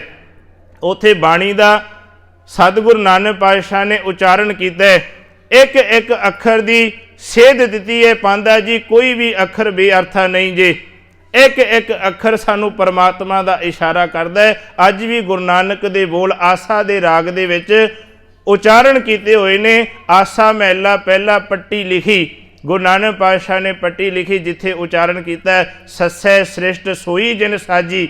ਵੀ ਸੱਸੇ ਦਾ ਭਾਵ ਸੱਸਾ ਵੀ ਇਸ਼ਾਰਾ ਕਰਦਾ ਹੈ ਵੀ ਉਸ ਪਰਮਾਤਮਾ ਨੇ ਜਿਹਨੇ ਸ੍ਰਿਸ਼ਟੀ ਸਾਜੀ ਹੈ ਨਾ, ਉਸ ਪਰਮਾਤਮਾ ਨੂੰ ਨਮਸਕਾਰ ਕਰਿਆ ਕਰ। ਊੜੇ ਤੋਂ ਭਾਵ ਓੰਕਾਰ ਦਾ ਇਸ਼ਾਰਾ ਮਿਲਦਾ, ਇੱਕ ਇੱਕ ਅੱਖਰ ਪਰਮਾਤਮਾ ਦੀ ओर ਇਸ਼ਾਰਾ ਦਿੰਦਾ। ਇਹ ਪਾਂਧਾ ਜੀ ਕੋਈ ਅੱਖਰ ਦੁਨੀਆ ਤੇ ਬੇਅਰਥਾ ਨਹੀਂ। ਪਾਂਧਾ ਨਿਹਾਲ ਹੋਇਆ ਤੇ ਜਦੋਂ ਪਿਤਾ ਦੇ ਘਰੇ ਲਾਂਭਾ ਆਇਆ ਤੇ ਪਿਤਾ ਮਨ ਹੁਣ ਕ੍ਰੋਧਿਤ ਹੋ ਗਿਆ। ਸੁਭਾਵਿਕ ਹੈ ਨਾ, ਸਾਡੇ ਘਰੇ ਬੱਚੇ ਦਾ ਉਲਾਂਭਾ ਆ ਜਾਵੇ ਮਨ ਦੁਖੀ ਹੁੰਦਾ ਹੈ ਵੀ ਜਿੱਧਰ ਵੀ ਭੇਜੀ ਦਾ ਉਲਾਂਭਾ ਲੈ ਕੇ ਆ ਜਾਂਦਾ ਨਾਨਕ। ਹੁਣ ਦੇਖਿਆ ਪੜ੍ਹਨ ਦੇ ਵਿੱਚ ਵੀ ਰੁਚੀ ਕੋਈ ਨਹੀਂ। ਹੁਣ ਸੋਚਿਆ ਘਰ ਦੇ ਕੰਮ ਦੇ ਵਿੱਚ ਲਾ ਦੇਣੇ, ਸ਼ਾਇਦ ਧਿਆਨ ਇਹਨਾਂ ਦਾ ਪਲਟ ਜਾਏਗਾ। ਹੁਣ ਬਾਲਕ ਨਾਨਕ ਨੂੰ ਮੱਝਾਂ ਚਾਰਨ ਦੇ ਵਾਸਤੇ ਭੇਜਿਆ, ਜਾ ਨਾਨਕ ਮੱਝਾਂ ਚਰਾ ਕੇ ਲਿਆ। ਸਵੇਰੇ ਭੇਜਿਆ ਤੇ ਸ਼ਾਮ ਨੂੰ ਪਰਤ ਕੇ ਵਾਪਸ ਆਉਣਾ। 2-4 ਦਿਨ ਇੱਦਾਂ ਬਤੀਤ ਹੋਏ ਤੇ ਆਖਰ ਨੂੰ ਫਿਰ ਲਾਂਭੇ ਆਉਣੇ ਸ਼ੁਰੂ ਹੋ ਗਏ, ਕਿਉਂਕਿ ਗੁਰੂ ਨਾਨਕ ਪਾਤਸ਼ਾਹ ਨੇ ਮੱਝਾਂ ਛੱਡੀਆਂ ਹੋਈਆਂ ਨੇ ਤੇ ਆਪ ਪਰਮਾਤਮਾ ਦੀ ਭਗਤੀ 'ਚ ਲੀਨ ਨੇ। ਤੇ ਸਤਿਗੁਰੂ ਨਾਨਕ ਪਾਤਸ਼ਾਹ ਜੀ ਦੇ ਇੱਥੇ ਵੀ ਇਤਿਹਾਸਕ ਵਿਚਾਰਾਂ ਨੇ, ਪਰ ਥੋੜ੍ਹਾ ਜਿਹਾ ਅਸੀਂ ਇੱਥੇ ਵਿਚਾਰਨ ਦਾ ਯਤਨ ਕਰੀਏ। ਕਈ ਵਾਰੀ ਲਿਖਿਆ ਹੁੰਦਾ ਨਾ, ਕਹਿੰਦੇ ਹਰੀਆਂ ਭਰੀਆਂ ਜਿਹੜੀਆਂ ਫਸਲਾਂ ਸੀ ਮੱਝਾਂ ਚਰ ਜਾਂਦੀਆਂ, ਘਰ ਉਲਾਂਭੇ ਆਉਣੇ ਤੇ ਜਦੋਂ ਜਾ ਕੇ ਵੇਖਣਾ ਫਿਰ ਫਸਲਾਂ ਹਰੀਆਂ ਭਰੀਆਂ ਹੋਣੀਆਂ। ਕਰਾਮਾਤੀ ਬਾਬਾ ਨਾਨਕ ਪੇਸ਼ ਕੀਤਾ ਗਿਆ। ਪਰ ਮੈਂ ਇੱਥੇ ਇੱਕ ਗੱਲ ਜ਼ਰੂਰ ਸੰਗਤ ਦੀ ਝੋਲੀ 'ਚ ਪੈਣਾ ਚਾਹੁੰਦਾ, ਜੇ ਗੁਰੂ ਨਾਨਕ ਨੂੰ ਮੱਝਾਂ ਚਾਰਨ ਦੇ ਵਾਸਤੇ ਭੇਜਿਆ, ਉਹ ਸਿੱਖੋ ਇੱਕ ਗੱਲ ਚੇਤੇ 'ਚ ਰੱਖਿਓ, ਗੁਰੂ ਨਾਨਕ ਇੰਨਾ ਲਾਪਰਵਾਹ ਨਹੀਂ ਹੋ ਸਕਦਾ। ਇੱਥੇ ਲਾਪਰਵਾਹੀ ਹੈ ਨਾ ਵੀ ਮੱਝਾਂ ਚਰਦੀਆਂ ਪਈਆਂ ਤੇ ਆਪ ਕਿਤੇ ਭਗਤੀ 'ਚ ਲੀਨ ਨਹੀਂ। ਗੁਰੂ ਨਾਨਕ ਨੇ ਕਿਹਾ ਕਿਰਤ ਕਰੋ। ਜੇ ਹੁਣ ਬਚਪਨ 'ਚ ਐਸਾ ਸੁਭਾਅ, ਫਿਰ ਅਸੀਂ ਕਿਵੇਂ ਇਹ ਗੱਲ ਕਹਿ ਸਕਦੇ ਵੀ ਕਰਤਾਰਪੁਰ ਦੀ ਧਰਤੀ 'ਤੇ ਗੁਰੂ ਨਾਨਕ ਨੇ ਹਲ ਵਾਏ ਹੋਣਗੇ, ਖੇਤੀ ਕੀਤੀ ਹੋਣੀ ਹੈ। ਫਿਰ ਉੱਥੇ ਵੀ ਹਲ ਵਾਉਣ ਦੀ ਕੀ ਲੋੜ ਸੀ ਗੁਰੂ ਨਾਨਕ ਨੂੰ? ਕਦੇ ਵਿਚਾਰ ਕਰ ਕੇ ਦੇਖੀਏ। ਮੈਂ ਆਰੰਭਤਾ 'ਚ ਬੇਨਤੀ ਕੀਤੀ ਹੈ ਵੀ ਇਤਿਹਾਸਕ ਰਲਗੱਡ ਹੈ। ਗੁਰਬਾਣੀ ਦੀ ਕਸਵੱਟੀ ਤੇ ਗੁਰੂ ਨਾਨਕ ਦਾ ਉਪਦੇਸ਼ ਹੈ ਕਿਰਤ ਕਰੋ। ਜੇ ਕਿਰਤ ਕਰਨ ਵਾਸਤੇ ਨਾਨਕ ਨੂੰ ਭੇਜਿਆ ਤੇ ਕਿਉਂ ਨਹੀਂ ਮੱਝਾਂ ਚਰਾਈਆਂ ਹੋਣਗੀਆਂ? ਚਰਾਈਆਂ ਨੇ ਮੱਝਾਂ, ਪਰ ਧਿਆਨ ਕਿਸੇ ਹੋਰ ਪਾਸੇ ਹੈ। ਹੁਣ ਸੁਰਤ ਰੱਬ ਦੇ ਨਾਲ ਜੁੜੀ ਹੋਈ ਹੈ। ਇੱਕ ਇੱਕ ਇਤਿਹਾਸਕ ਨੁਕਤਿਆਂ ਨੂੰ ਵਿਚਾਰਨ ਦਾ ਯਤਨ ਕਰਿਆ ਕਰੀਏ। ਇਹ ਉਲਾਂਭੇ, ਇਹ ਸਭ ਕੁਝ ਇਹ ਕਰਾਮਾਤੀ ਗੱਲਾਂ ਨੇ। ਕਰਾਮਾਤ ਤਾਂ ਕਹਿਰ ਦਾ ਨਾਂ ਹੈ। ਜੇ ਸਾਡੀਆਂ ਪਾਤਸ਼ਾਹੀਆਂ ਨੇ ਕਰਾਮਾਤਾਂ ਦੇ ਨਾਲ ਜੱਗ ਨੂੰ ਜਿੱਤਣਾ ਹੁੰਦਾ ਹੈ, ਫਿਰ ਤੱਤੀਆਂ ਤਵੀਆਂ ਤੇ ਬੈਠਣ ਦੀ ਲੋੜ ਨਹੀਂ ਸੀ ਪੈਣੀ। ਫਿਰ ਤਾਂ ਚਰਨ ਧਰਦਿਆਂ ਹੀ ਠੰਡੀ ਠਾਰ ਕਰ ਦੇਣਾ ਸੀ ਬਾਬੇ ਅਰਜਨ ਦੇਵ ਨੇ। ਜੇ ਇੱਥੇ ਕਰਾਮਾਤਾਂ ਦੀ ਗੱਲ ਕਰਦੇ, ਉਹ ਚਾਂਦਨੀ ਚੌਂਕ 'ਚ ਜਾ ਕੇ ਧੰਨ ਗੁਰੂ ਤੇਗ ਬਹਾਦਰ ਪਾਤਸ਼ਾਹ ਨੂੰ ਸ਼ੀਸ਼ ਕਟਾਉਣ ਦੀ ਕੀ ਲੋੜ ਸੀ? ਭਾਈ ਤਾਰੂ ਸਿੰਘ ਨੂੰ ਆਪਣਾ ਖੋਪੜ ਲਹਾਉਣ ਦੀ ਕੀ ਲੋੜ ਸੀ? ਤੇ ਉੱਥੇ ਤਾਂ ਫਿਰ ਕਰਾਮਾਤ ਵਰਤਾਉਂਦੇ ਨਾ, ਕੇਸ ਵੀ ਲੋਹੇ ਦੀਆਂ ਤਾਰਾਂ ਬਣ ਜਾਂਦੇ। ਤੇ ਉੱਥੇ ਫਿਰ ਸ਼ੀਸ਼ ਦੇ ਵਿੱਚੋਂ ਜਿਹੜਾ ਸ਼ੀਸ਼ ਕਿਵੇਂ ਅਲੱਗ ਕੀਤਾ ਜਾਂਦਾ, ਭਾਵ ਭਾਣੇ ਦੇ ਵਿੱਚ ਰਹਿਣ ਦੇ ਵਾਸਤੇ ਗੁਰੂ ਅੱਜ ਵੀ ਹੁਕਾ ਦਿੰਦਾ ਹੈ। ਸਤਿਗੁਰ ਧੰਨ ਗੁਰੂ ਅਰਜਨ ਦੇਵ ਮਹਾਰਾਜ ਜੀ ਕਹਿੰਦੇ, ਤੇਰਾ ਕੀਆ ਮਿੱਠਾ ਲਾਗੇ, ਹਰ ਨਾਮ ਪਦਾਰਥ ਨਾਨਕ ਮੰਗੇ। ਤੇ ਇਸੇ ਕਰਕੇ ਅਸੀਂ ਕਰਾਮਾਤਾਂ ਨਾਲ ਬਾਬੇ ਨਾਨਕ ਨੂੰ ਨਾ ਜੋੜੀਏ। ਗੁਰੂ ਨਾਨਕ ਪਾਤਸ਼ਾਹ ਜੀ ਨੇ ਸਧਾਰਨ ਜ਼ਿੰਦਗੀ ਬਤੀਤ ਕਰਦਿਆਂ ਹੋਇਆਂ ਇੱਕ ਗੱਲ ਦਾ ਹੁਕਾ ਦਿੱਤਾ, ਉਹ ਸੀ ਸੱਚ। ਦੁਨੀਆ ਦੀ ਝੋਲੀ 'ਚ ਸੱਚ ਪਾਇਆ। ਗੁਰੂ ਕਿਹਾ, ਸਿੱਖਾ ਤੇਰੀ ਜ਼ਿੰਦਗੀ 'ਚ ਸੱਚ ਆ ਜਾਵੇ, ਤੂੰ ਵੀ ਮੰਨ ਲੈ ਗੁਰੂ ਨਾਨਕ ਦੇ ਪਾਇਆਂ ਕਦਮਾਂ ਤੇ ਤੁਰ ਪਿਆ। ਪਰ ਸਾਡੇ ਅੰਦਰ ਸੱਚ ਨਹੀਂ ਜੇ। ਸਤਿਗੁਰੂ ਨਾਨਕ ਪਾਤਸ਼ਾਹ ਜੀ ਕਹਿੰਦੇ, ਸੁੱਚ ਹੋਵੇ ਤਾਂ ਸੱਚ ਪਾਈਏ। ਜੇ ਸੱਚ ਨੂੰ ਪਾ ਲਏਗਾ, ਤੇਰਾ ਜੀਵਨ ਸੁੱਚਾ ਹੋ ਜਾਵੇਗਾ। ਪਰ ਕਈ ਵਾਰੀ ਇੱਥੇ ਅਰਥ ਦੇ ਅਨਰਥ ਕਰ ਦਿੱਤੇ ਜਾਂਦੇ। ਆਸਾ ਦੀ ਵਾਰ ਪੜ੍ਹਦੇ ਆ ਨਾ, ਸਾਨੂੰ ਤਾਂ ਕਈ ਵਾਰੀ ਬੁਲਾਰਿਆਂ ਨਾਲ ਵਿਚਾਰਨ ਦਾ ਸਮਾਂ ਮਿਲਦਾ। ਕਈ ਵਾਰੀ ਕੀ ਕਹਿੰਦੇ, ਕਹਿੰਦੇ ਸੁੱਚ ਹੋਵੇ ਤਾਂ ਸੱਚ ਪਾਈਏ। ਕਹਿੰਦੇ ਜੇ ਬੰਦਾ ਸੁੱਚਾ ਹੋਵੇਗਾ ਨਾ, ਤਾਂ ਸੱਚ ਨੂੰ ਪਾਇਆ ਜਾਣਾ। ਨਹੀਂ ਭਾਈ, ਸਾਬਾ ਦੇ ਅਰਥ ਨੇ ਬਾਣੀ ਦੇ ਵੀ ਤਾਂ ਤੂੰ ਸੁੱਚਾ ਹੋ ਸਕਦਾ ਜੇ ਅੰਦਰ ਸੱਚ ਵਸ ਜਾਵੇਗਾ। ਜੇ ਅੰਦਰ ਸੱਚ ਨਹੀਂ ਵਸਿਆ, ਭਾਵੇਂ ਜਿੰਨੇ ਮਰਜ਼ੀ ਬਾਰੀ ਕਰਮ ਕਰਦਾ ਰਹੇ, ਤੂੰ ਸੁੱਚਾ ਨਹੀਂ ਹੋ ਸਕਦਾ। ਅੰਦਰੋਂ ਝੂਠਾ ਪੈਜ, ਬਾਹਰ ਨਾਨਕ ਦੁਨੀਆ ਫੈਲ। ਸਾਬਾ ਕਹਿੰਦੇ ਅੰਦਰੋਂ ਤਾਂ ਝੂਠੇ, ਬਾਹਰ ਸੁਚਮਤਾ ਦੀ ਕਿਹੜੀ ਗੱਲ ਕਰਦਾ ਪਿਆ? ਐਸੀ ਸੁਚਮਤਾ ਤੇਰੇ ਕਿਸੇ ਕੰਮ ਨਹੀਂ ਜੇ ਆਉਣੀ ਜਿੰਨਾ ਚਿਰ ਅੰਦਰ ਸੱਚ ਨਹੀਂ ਜੇ ਵਸਦਾ। ਬੜਾ ਬੰਦਾ ਇਸ ਭੁਲੇਖੇ ਦੇ ਵਿੱਚ ਹੈ, ਅਸੀਂ ਬਾਹਰੀ ਸੁਚਮਤਾ ਦੀ ਗੱਲ ਕਰਦੇ। ਮੈਂ ਇੱਥੇ ਤਰਕ ਨਹੀਂ ਕਰਨੀ ਚਾਹੁੰਦਾ, ਵਿਚਾਰ ਦੇਣੀ ਚਾਹੁੰਦਾ। ਪਿਆਰ ਵਾਲਿਓ, ਸੁਚਮਤਾ ਦਾ ਭਾਵ ਸਫਾਈ ਦੇ ਨਾਲ ਹੈ। ਸੁਚਮਤਾ ਦਾ ਭਾਵ ਸਫਾਈ ਦੇ ਨਾਲ ਹੈ। ਅਸੀਂ ਸੁਚਮਤਾ ਰੱਖਣੀ ਹੈ। ਅੰਮ੍ਰਿਤ ਵੇਲੇ ਇਸ਼ਨਾਨ ਕਰਨੇ, ਚੰਗੇ ਕੱਪੜੇ ਪਾ ਕੇ ਗੁਰੂ ਦੀ ਹਜ਼ੂਰੀ 'ਚ ਆਉਣਾ, ਇਹ ਸਫਾਈ ਦਾ ਪ੍ਰਕਰਨ ਹੋ ਸਕਦਾ ਹੈ, ਪਰ ਇਹਦਾ ਸੁਚਮਤਾ ਦੇ ਨਾਲ ਕੋਈ ਸੰਬੰਧ ਨਹੀਂ। ਅਸੀਂ ਸੁੱਚੇ ਹੋ ਸਕਦੇ ਹਾਂ। ਇਹ ਦੇਹੀ ਵੱਲ ਝਾਤ ਮਾਰ ਕੇ ਦੇਖੀਏ ਕਿ ਇਸ ਦੇਹੀ ਨੂੰ ਸੁੱਚਾ ਕੀਤਾ ਜਾ ਸਕਦਾ ਹੈ। ਉਹ ਜਿੰਨੀਆਂ ਸਾਡੇ ਇਹ ਗਿਆਨ ਇੰਦਰੀ ਨੇ, ਸਾਰਿਆਂ ਵਿੱਚੋਂ ਤਾਂ ਗੰਦਗੀ ਪ੍ਰਗਟ ਹੁੰਦੀ ਹੈ। ਇਹ ਗੰਦਗੀ ਦਾ ਢੇਰ ਹੈ। ਸਰੀਰ ਬਾਹਰੋਂ ਇੱਕ ਲੇਪਾ ਪੋਚੀ ਕੀਤੀ ਹੋਈ ਹੈ। ਇਹ ਚਮੜੀ ਦੇ ਨਾਲ ਬਾਹਰੀ ਲੇਪਾ ਪੋਚੀ, ਕਿਤੇ ਇਹਨੂੰ ਉਧਾੜ ਕੇ ਦੇਖੀਏ, ਬੰਦਾ ਨੱਕ ਦੇ ਉੱਤੇ ਹੱਥ ਰੱਖ ਲੈਂਦਾ। ਕਿਸੇ ਦਾ ਜ਼ਖਮੀ ਹੋਵੇ ਨਾ, ਦੇਖਿਆ ਨਹੀਂ ਜਾਂਦਾ, ਕਿਉਂਕਿ ਇੰਨਾ ਗੰਦ ਜਿਹੜਾ ਬਾਹਰ ਆਉਂਦਾ ਹੈ। ਤੇ ਇਸੇ ਕਰਕੇ ਭਾਈ ਮੈਂ ਕਹਿਣ ਤੋਂ ਮੁਰਾਦ ਕੀਏ ਵੀ ਸਫਾਈ ਅਤ ਲਾਜ਼ਮੀ ਹੈ, ਬੜੀ ਜ਼ਰੂਰੀ ਹੈ ਗੁਰੂ ਦੀ ਹਜ਼ੂਰੀ 'ਚ ਆਉਣਾ। ਪਰ ਸੁਚਮਤਾ ਦੀ ਗੱਲ ਸਾਡੇ ਧਰਮ ਦੇ ਵਿੱਚ ਨਹੀਂ ਸਿਖਾਈ ਗਈ। ਸੁਚਮਤਾ ਦੀ ਗੱਲ ਤਾਂ ਗੁਰੂ ਨਾਨਕ ਨੇ ਖੰਡਨ ਕਰਤੀ ਵੀ ਕਿਹੜੇ ਚੌਂਕਿਆਂ ਦੇ ਉੱਤੇ ਤੂੰ ਪੋਚੇ ਲਾਉਂਦਾ ਫਿਰਦਾ ਹੈ। ਸਾਰਾ ਕੁਝ ਦਾ ਝੂਠਾ ਹੈ। ਮਾਤਾ ਝੂਠੀ, ਪਿਤਾ ਵੀ ਝੂਠਾ, ਝੂਠੇ ਹੀ ਫਲ ਲਾਗੇ। ਧੰਨ ਗੁਰੂ ਗ੍ਰੰਥ ਸਾਹਿਬ ਦੀ ਬਾਣੀ ਨੂੰ ਪੜ੍ਹੀਏ, ਸਾਬਾ ਕਹਿੰਦੇ ਸਭ ਕੁਝ ਝੂਠਾ ਹੈ। ਬੈਠਣ ਵਾਲਾ ਵੀ ਝੂਠਾ ਚੌਂਕੇ ਦੇ ਵਿੱਚ, ਪਰੋਸਣ ਵਾਲਾ ਵੀ ਝੂਠਾ ਹੈ। ਕੜਛੀ ਦੇ ਨਾਲ ਪਾਉਣਾ, ਉਹ ਕੜਛੀ ਵੀ ਝੂਠੀ ਹੈ। ਕਿਹਨੂੰ ਸੁੱਚੇ ਦੀ ਗੱਲ ਕਰਦਾ ਹੈ? ਤੇ ਭਾਵ ਸੁੱਚਾ ਹੋਣਾ ਚਾਹੁੰਦਾ ਹੈ। ਸਤਿਗੁਰੂ ਨਾਨਕ ਪਾਤਸ਼ਾਹ ਕਹਿੰਦੇ ਸੱਚ ਨੂੰ ਪਾ। ਸੁੱਚ ਹੋਵੇ ਤਾਂ ਸੱਚ ਪਾਈਏ। ਜੇ ਸੱਚ ਨੂੰ ਪਾ ਲਵੇਂਗਾ, ਗੁਰੂ ਨਾਨਕ ਨੇ ਹੁਕਾ ਦਿੱਤਾ ਆਪਣੀ ਜ਼ਿੰਦਗੀ ਦੇ ਵਿੱਚ ਉਸ ਸੱਚ ਦਾ। ਹੁਣ ਸਤਿਗੁਰੂ ਨਾਨਕ ਪਾਤਸ਼ਾਹ ਦੇ ਜੀਵਨ ਵੱਲ ਥੋੜ੍ਹਾ ਜਿਹਾ ਮੈਂ ਆਵਾਂ। ਤਕਰੀਬਨ 10-12 ਮਿੰਟ ਦਾ ਸਮਾਂ ਹੋਰ ਲੈਣਾ। ਸੰਖੇਪ ਅਰਜ ਕਰਦਾ ਹੋਇਆ ਇਤਿਹਾਸ ਨੂੰ ਸਮੇਟਣ ਦਾ ਮੈਂ ਯਤਨ ਕਰਾਂਗਾ। ਹੁਣ ਐਸੀਆਂ ਇਤਿਹਾਸਕ ਘਟਨਾਵਾਂ ਬਾਲਪਣ ਦੇ ਵਿੱਚ ਬਤੀਤ ਹੁੰਦੀਆਂ। ਹੁਣ ਦੇਖਿਆ ਸੱਚੇ ਸੌਦੇ ਦੀ ਗੱਲ ਆਉਂਦੀ, ਦੇਖਿਆ ਵੀ ਹੁਣ ਪੜ੍ਹਨ ਦੇ ਵਾਸਤੇ ਵੀ ਅਵਲ ਨਹੀਂ ਗੁਰੂ ਨਾਨਕ ਪਾਤਸ਼ਾਹ, ਮੱਝਾਂ ਚਾਰਨ ਵਾਸਤੇ ਭੇਜਿਆ, ਲੋਕ ਉਲਾਮੇ ਦਿੰਦੇ ਨੇ। ਤੇ ਤੀਜੀ ਗੱਲ, ਹੁਣ ਸੱਚਾ ਸੌਦਾ ਕਰਨ ਦਾ ਭਾਵ ਕੋਈ ਵਪਾਰ ਕਰਨ ਦੇ ਵਾਸਤੇ ਭੇਜਿਆ ਗੁਰੂ ਨਾਨਕ। ਆ ਚੱਕ 20 ਰੁਪਏ, ਅੱਜ ਦੇ ਸਮੇਂ ਦੇ 20 ਰੁਪਏ ਨਹੀਂ, ਉਹ ਸਮੇਂ ਦੇ 20 ਰੁਪਏ ਅੱਜ ਤਾਂ ਲੱਖਾਂ ਦੇ ਬਰਾਬਰ ਨੇ। ਹੁਣ ਗੁਰੂ ਨਾਨਕ ਦੇ ਪਿਤਾ ਪਟਵਾਰੀ ਨੇ 20 ਰੁਪਏ ਬੋਝੇ 'ਚ ਪਾਏ। ਅੱਜ ਦਾ ਰੁਪਏ ਕਹਿੰਦੇ, ਪਰ ਉਸ ਸਮੇਂ ਰੁਪਏ ਕਰੰਸੀ ਨਹੀਂ ਸੀ ਹੁੰਦੀ। ਕਦੇ ਪੁਰਾਤਨ ਇਤਿਹਾਸ ਪੜ੍ਹਾਂਗੇ, ਵਿਚਾਰ ਸਾਡੇ ਸਾਹਮਣੇ ਆਵੇਗੀ। ਉਸ ਸਮੇਂ ਭਾਵ ਅੱਜ ਗੱਲ ਸਮਝਣ ਦੇ ਵਾਸਤੇ ਵੀ 20 ਰੁਪਏ ਦੇ ਕੇ ਗੁਰੂ ਨਾਨਕ ਨੂੰ ਤੋਰਿਆ ਵੀ ਜਾ ਸੱਚ ਦਾ ਸੌਦਾ ਵਪਾਰ ਕਰਕੇ ਆ। ਹੁਣ ਗੁਰੂ ਨਾਨਕ ਦੇ ਵਪਾਰ ਦੀ ਵਸਤੂ ਕੀ ਹੈ ਸਾਨੂੰ ਪਤਾ ਹੈ, ਪਰਮੇਸ਼ਰ ਦਾ ਨਾਮ। ਗੁਰੂ ਨਾਨਕ ਦੇ ਵਪਾਰ ਦੀ ਵਸਤੂ ਕੀ ਹੈ? ਸੱਚ। ਸੱਚ ਕਮਾਉਣਾ ਤੇ ਸੱਚ ਖੱਟਣਾ, ਇਹ ਗੁਰੂ ਨਾਨਕ ਦੇ ਘਰ ਦਾ ਵਪਾਰ ਹੈ। ਤੇ ਸਤਿਗੁਰੂ ਨਾਨਕ ਪਾਤਸ਼ਾਹ ਜੀ ਗਏ, ਭਾਈ ਮਰਦਾਨਾ ਜੀ ਬਚਪਨ ਦੇ ਸਾਥੀ ਨਾਲ ਗਏ ਨੇ। ਹੁਣ ਵੇਖਿਆ ਇੱਕ ਥਾਂ ਤੇ ਬੈਠੇ ਨੇ ਭੁੱਖੇ ਸਾਧੂ, ਤੇ ਪੁੱਛਿਆ ਕੀ ਕਰਦੇ? ਕਹਿੰਦੇ ਘਰ-ਬਾਰ ਛੱਡ ਕੇ ਪਰਮਾਤਮਾ ਦੀ ਭਗਤੀ ਕਰਦੇ। ਪਹਿਲਾਂ ਗੁਰੂ ਨਾਨਕ ਨੇ ਉੱਥੇ ਉਹਨਾਂ ਨੂੰ ਵਿਚਾਰ ਦਿੱਤੀ ਏ ਕਿ ਘਰ-ਬਾਰ ਛੱਡ ਕੇ ਪਰਮਾਤਮਾ ਦੀ ਪ੍ਰਾਪਤੀ ਨਹੀਂ ਹੋਣੀ, ਭੁੱਖੇ ਰਹਿ ਕੇ ਰੱਬ ਦੀ ਪ੍ਰਾਪਤੀ ਨਹੀਂ ਹੋਣੀ। ਗੁਰੂ ਨਾਨਕ ਨੇ ਆਪਣੀ ਵਿਚਾਰਾਂ ਨਾਲ ਨਿਹਾਲ ਕੀਤੇ। ਆਖਰਕਾਰ ਉਹਨਾਂ ਨੂੰ ਦੇਹ ਦਾ ਲੰਗਰ ਛਕਾ ਕੇ ਗੁਰੂ ਨਾਨਕ ਨੇ ਉਹਨਾਂ ਨੂੰ ਨਿਹਾਲ ਕੀਤਾ। ਮਰਦਾਨਿਆ ਜਾ ਇਹਨਾਂ ਰੁਪਇਆਂ ਦਾ ਜਾ ਕੇ ਸੌਦਾ ਲੈ ਕੇ ਆ। ਭਾਈ ਮਰਦਾਨਾ ਜੀ ਸੌਦਾ ਲੈ ਕੇ ਆਉਂਦੇ, ਗੁਰੂ ਨਾਨਕ ਪਾਤਸ਼ਾਹ ਸ਼ਬਦ ਦਾ ਲੰਗਰ ਵਰਤਾਉਣਾ ਸ਼ੁਰੂ ਕਰ ਦਿੰਦੇ। ਕਹਿੰਦੇ ਜਤੀ ਸਦਾਵੇਂ ਜੁਗਤ ਨਾ ਜਾਣੇ, ਛੱਡ ਬਹਿ ਕਰ ਬਾਰ। ਤੂੰ ਜਤੀ ਸਦਾਉਣਾ ਵੀ ਆਪਣੇ ਆਪ ਨੂੰ ਜਤ ਸਾਧ ਦੇ ਵਿੱਚ ਕਾਇਮ ਰੱਖਦਾ ਹੋਵੇਗਾ। ਜਤੀ ਸਦਾਵੇਂ ਜੁਗਤ ਨਾ ਜਾਣੇ, ਭਲਿਆ ਤੈਨੂੰ ਤਾਂ ਰੱਬ ਦੇ ਘਰ ਦੀ ਜੁਗਤੀ ਦਾ ਪਤਾ ਨਹੀਂ ਲੱਗਿਆ, ਤੂੰ ਤਾਂ ਘਰ-ਬਾਰ ਛੱਡ ਕੇ ਬੈਠਾ।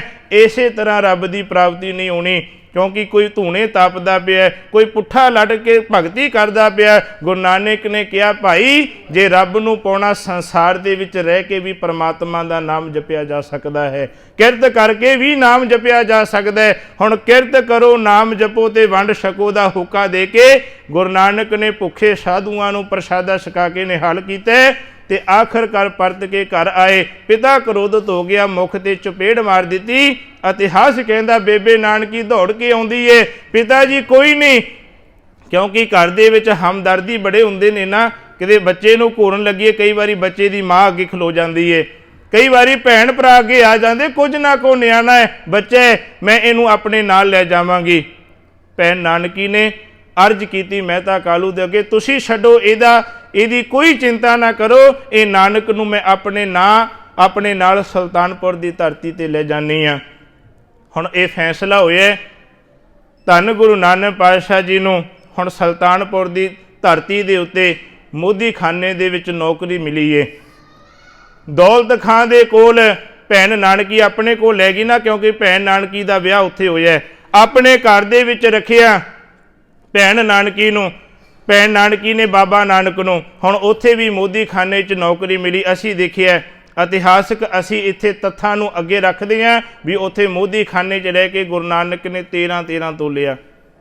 ਇਹੀ ਵਿਚਾਰ ਹੈ ਨਾ ਵੀ 13 ਤੋਲਿਆ। ਇੱਥੇ ਵੀ ਬੜਾ ਵੱਡਾ ਟਪਲਾ ਖਾ ਗਏ ਅਸੀਂ, ਕਿਉਂਕਿ ਇੱਥੇ ਵੀ ਅਸੀਂ ਗਿਣਤੀ ਦੇ ਵਿੱਚ ਉਲਝ ਕੇ ਰਹਿ ਗਏ। ਜੇ ਗੁਰੂ ਨਾਨਕ ਨੇ ਮੋਦੀ ਖਾਨੇ 'ਚ ਨੌਕਰੀ ਕੀਤੀ ਏ, ਸੌਦੇ ਨੂੰ ਤੋਲਦੇ ਪਏ ਨੇ। ਹੁਣ ਉੱਥੇ 13 ਕਹਿ ਕੇ ਸੌਦਾ ਨਹੀਂ ਤੋਲਿਆ ਗੁਰਸਿੱਖੋ, ਉੱਥੇ ਗੁਰੂ ਨਾਨਕ ਨੇ 13 ਕਹਿ ਕੇ ਸੌਦਾ ਤੋਲਿਆ।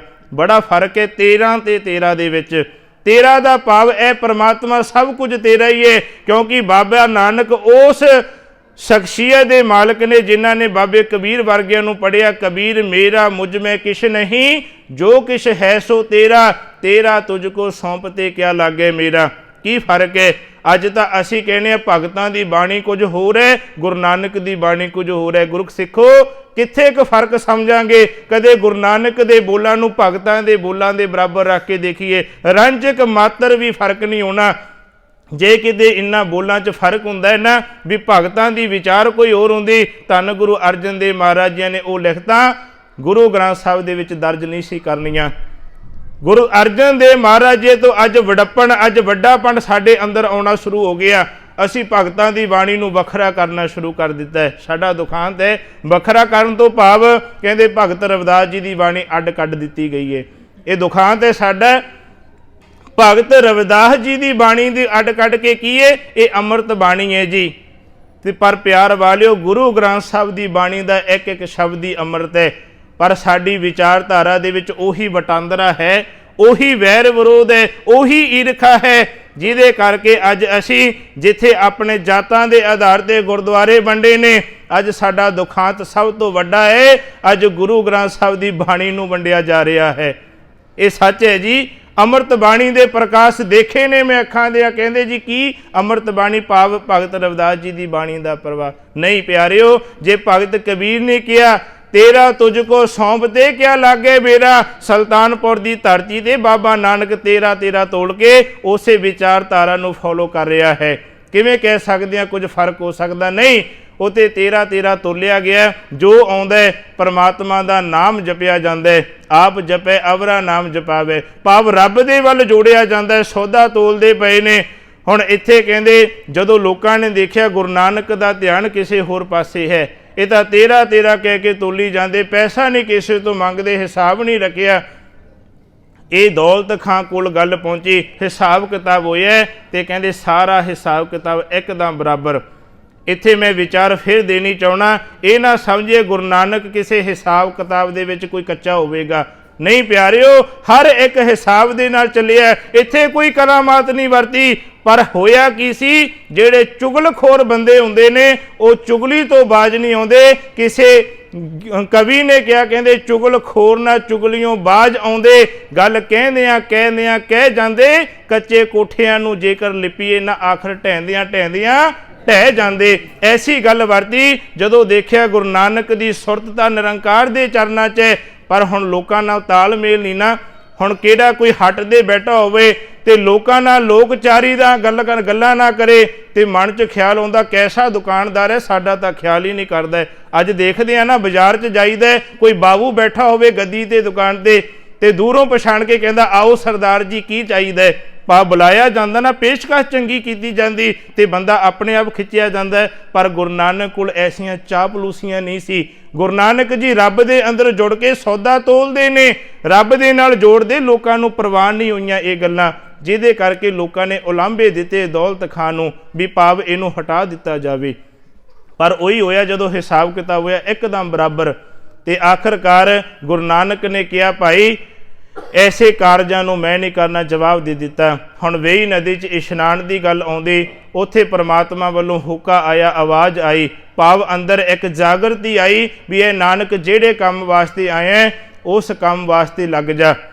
ਹੁਣ ਉਮਰ ਹੋ ਗਈ ਹੈ ਨਾ, ਹੁਣ ਕਾਰਜ ਜਿਹੜੇ ਨੇ ਗ੍ਰਸਤੀ ਜੀਵਨ ਵੀ ਅਪਣਾ ਲਿਆ, ਬੱਚੇ ਵੀ ਪੈਦਾ ਹੋ ਗਏ। ਵੇਈ ਨਦੀ 'ਚ ਇਸ਼ਨਾਨ ਕੀਤਾ ਤੇ ਜਦੋਂ ਬਾਹਰ ਆਏ ਤੇ ਬੋਲ ਸੀ ਨਾ ਕੋ ਹਿੰਦੂ ਨਾ ਮੁਸਲਮਾਨ, ਵੀ ਕੋਈ ਵਿਤਕਰਾ ਨਹੀਂ, ਸਭ ਕੁਝ ਪਰਮਾਤਮਾ ਦਾ ਹੀ ਪਸਾਰਾ ਹੈ। ਐਵੇਂ ਕਿਸੇ ਜਾਤਾਂ ਦੇ ਆਧਾਰ ਤੇ ਅਸੀਂ ਵੰਡੀਆਂ ਨਹੀਂ ਪਾਉਣੀਆਂ। ਹੁਣ ਜਦੋਂ ਇਹ ਗੱਲ ਮੁਸਲਮਾਨਾਂ ਕੋਲ ਤੇ ਹਿੰਦੂਆਂ ਕੋਲ ਪਹੁੰਚੀ ਵੀ ਨਾਨਕ ਨੇ ਹੋਕਾ ਦਿੱਤਾ ਨਾ ਕੋ ਹਿੰਦੂ ਨਾ ਮੁਸਲਮਾਨ, ਅੱਲ੍ਹ ਜੀ ਕੇ ਪਿੰਡ ਪ੍ਰਾਣ, ਹਾਹਾਕਾਰ ਮੱਚ ਗਈ। ਹਿੰਦੂ ਘਰਾਣੇ 'ਚ ਜਨਮ ਲੈ ਕੇ ਮੁਸਲਮਾਨਾਂ ਦੀ ਉਸਤਤੀ ਕਰਦਾ ਹੈ ਨਾਨਕ। ਤੇ ਹੁਣ ਮੁਸਲਮਾਨਾਂ ਦਾ ਜਿਹੜਾ ਮੁਖੀ ਸੀ ਅਗਾਂਹ ਹੋ ਕੇ ਕਾਜੀ ਬੋਲਿਆ ਕਿ ਤੁਹਾਨੂੰ ਫਰਕ ਨਹੀਂ ਲੱਗਦਾ ਹਿੰਦੂ ਤੇ ਮੁਸਲਮਾਨ 'ਚ? ਨਾਨਕ ਪਾਤਸ਼ਾਹ ਕਹਿੰਦੇ ਕੋਈ ਫਰਕ ਨਹੀਂ। ਕਹਿੰਦੇ ਨਹੀਂ ਫਰਕ ਤਾਂ ਚਲੋ ਸਾਡੀ ਮਸਜਿਦ ਦੇ ਵਿੱਚ ਆਪਾਂ ਨਮਾਜ਼ ਅਦਾ ਕਰਦੇ ਹਾਂ। ਸਤਿਗੁਰੂ ਕਹਿੰਦੇ ਚਲੋ ਕੀ ਫਰਕ ਹੈ? ਜਦੋਂ ਦੇਖਿਆ ਹੁਣ ਗੁਰੂ ਨਾਨਕ ਜਾਂਦਾ ਹੈ ਮਸਜਿਦ ਦੇ ਵੱਲ ਨੂੰ ਤੇ ਭੈਣ ਨਾਨਕੀ ਕੋਲ ਆਏ, ਨਾਨਕੀ ਤੇਰਾ ਵੀਰ ਹੁਣ ਮਸਜਿਦ ਦੇ ਵਿੱਚ ਜਾਂਦਾ ਹੈ ਮੁਸਲਮਾਨ ਧਰਮ ਇਸਲਾਮ ਧਰਮ ਨੂੰ ਕਬੂਲ ਕਰਨ ਦੇ ਵਾਸਤੇ। ਭੈਣ ਨਾਨਕ ਮੁਸਕਰਾ ਗਏ ਨੇ। ਉਹ ਕਹਿੰਦੇ ਉਹ ਤਾਂ ਪਰਮਾਤਮਾ ਦੀ ਜੋਤ ਹੀ ਕੋਈ ਵੱਖਰੀ ਹੈ, ਕਿਹੜੇ ਭੁਲੇਖੇ 'ਚ ਦੁਨੀਆ ਦੇ ਲੋਕੋ ਪਏ ਹੋਏ ਹੋ। ਹੁਣ ਉੱਥੇ ਜਾ ਕੇ ਗੁਰੂ ਨਾਨਕ ਨੇ ਸ਼ਰਤ ਰੱਖ ਦਿੱਤੀ, ਇਹ ਕਾਜੀ ਇਹ ਨਵਾਬ, ਮੈਂ ਨਵਾਜ਼ ਅਦਾ ਕਰਨ ਵਾਸਤੇ ਤਿਆਰ ਹਾਂ, ਪਰ ਮੇਰੀ ਇੱਕ ਸ਼ਰਤ ਹੈ।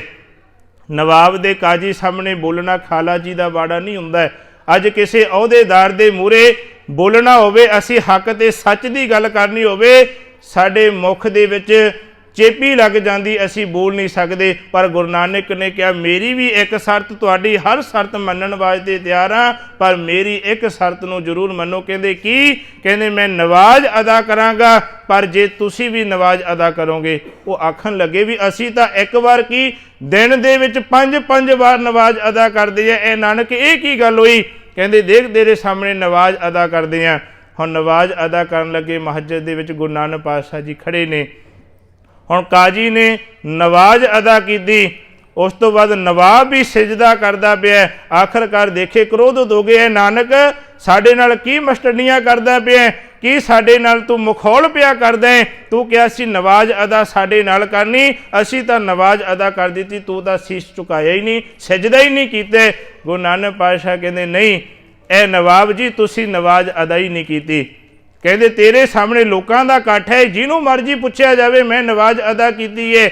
ਨਵਾਬ ਨੂੰ ਆਖਣ ਲੱਗੇ ਸਤਿਗੁਰ ਨਾਨਕ ਪਾਤਸ਼ਾਹ ਜੀ ਕਹਿੰਦੇ ਇਹ ਨਵਾਬ ਜੀ ਸਰੀਰ ਤਾਂ ਝੁਕਦਾ ਰਿਹਾ ਤੁਹਾਡਾ, ਇਸ ਮਸਜਿਦ ਦੇ ਵਿੱਚ ਪਰ ਮਨ ਤਾਂ ਕਾਬਲ ਕੰਧਾਰ ਦੇ ਵਿੱਚ ਘੋੜੇ ਪਿਆ ਖਰੀਦਾ ਹੈ। ਮਨ ਤਾਂ ਉਧਰ ਹੈ ਨਾ, ਮਨ ਕਰਕੇ ਨਵਾਜ਼ ਨਹੀਂ ਅਦਾ ਕੀਤੀ। ਇੰਨੇ ਨੂੰ ਕਾਜੀ ਭੱਜ ਕੇ ਬੋਲ ਪਿਆ, ਕਹਿੰਦੇ ਠੀਕ ਹੈ, ਨਵਾਬ ਸਾਹਿਬ ਦਾ ਮਨ ਉਖੜਿਆ ਹੋਵੇਗਾ, ਇਹ ਨਾਨਕ ਮੇਰੇ ਨਾਲ ਨਵਾਜ਼ ਅਦਾ ਕਰ ਲੈਣੀ ਸੀ। ਮੈਂ ਤਾਂ ਪਰਮਾਤਮਾ ਦੇ ਉਹ ਅੱਲਾ ਉਹ ਖੁਦਾ ਦੇ ਚਰਨਾਂ ਦੇ ਵਿੱਚ ਜੁੜਿਆ ਸੀ। ਸਤਿਗੁਰੂ ਨਾਨਕ ਪਾਤਸ਼ਾਹ ਕਹਿੰਦੇ ਉਹ ਕਾਜੀਆ ਨਾ ਝੂਠ ਬੋਲ, ਤੇਰਾ ਮਨ ਵੀ ਇੱਥੇ ਹਾਜ਼ਰ ਨਹੀਂ ਸੀ, ਸਰੀਰ ਕਰਕੇ ਤੂੰ ਵੀ ਸਜਦਾ ਪਿਆ ਕਰਦਾ, ਪਰ ਜਿਹੜਾ ਰਾਤਰੀ ਦਾ ਬਸ਼ੇਰਾ ਤੇਰੇ ਘਰੇ ਸੁੱਤ ਸੂਏ ਤੇ ਤੇਰਾ ਖਿਆਲ ਉਹਦੇ ਵਿੱਚ ਹੈ, ਕਿਤੇ ਮੱਝ ਦੇ ਪੈਰਾਂ ਦੇ ਥੱਲੇ ਆ ਕੇ ਲੱਦੜਿਆ ਨਾ ਜਾਵੇ।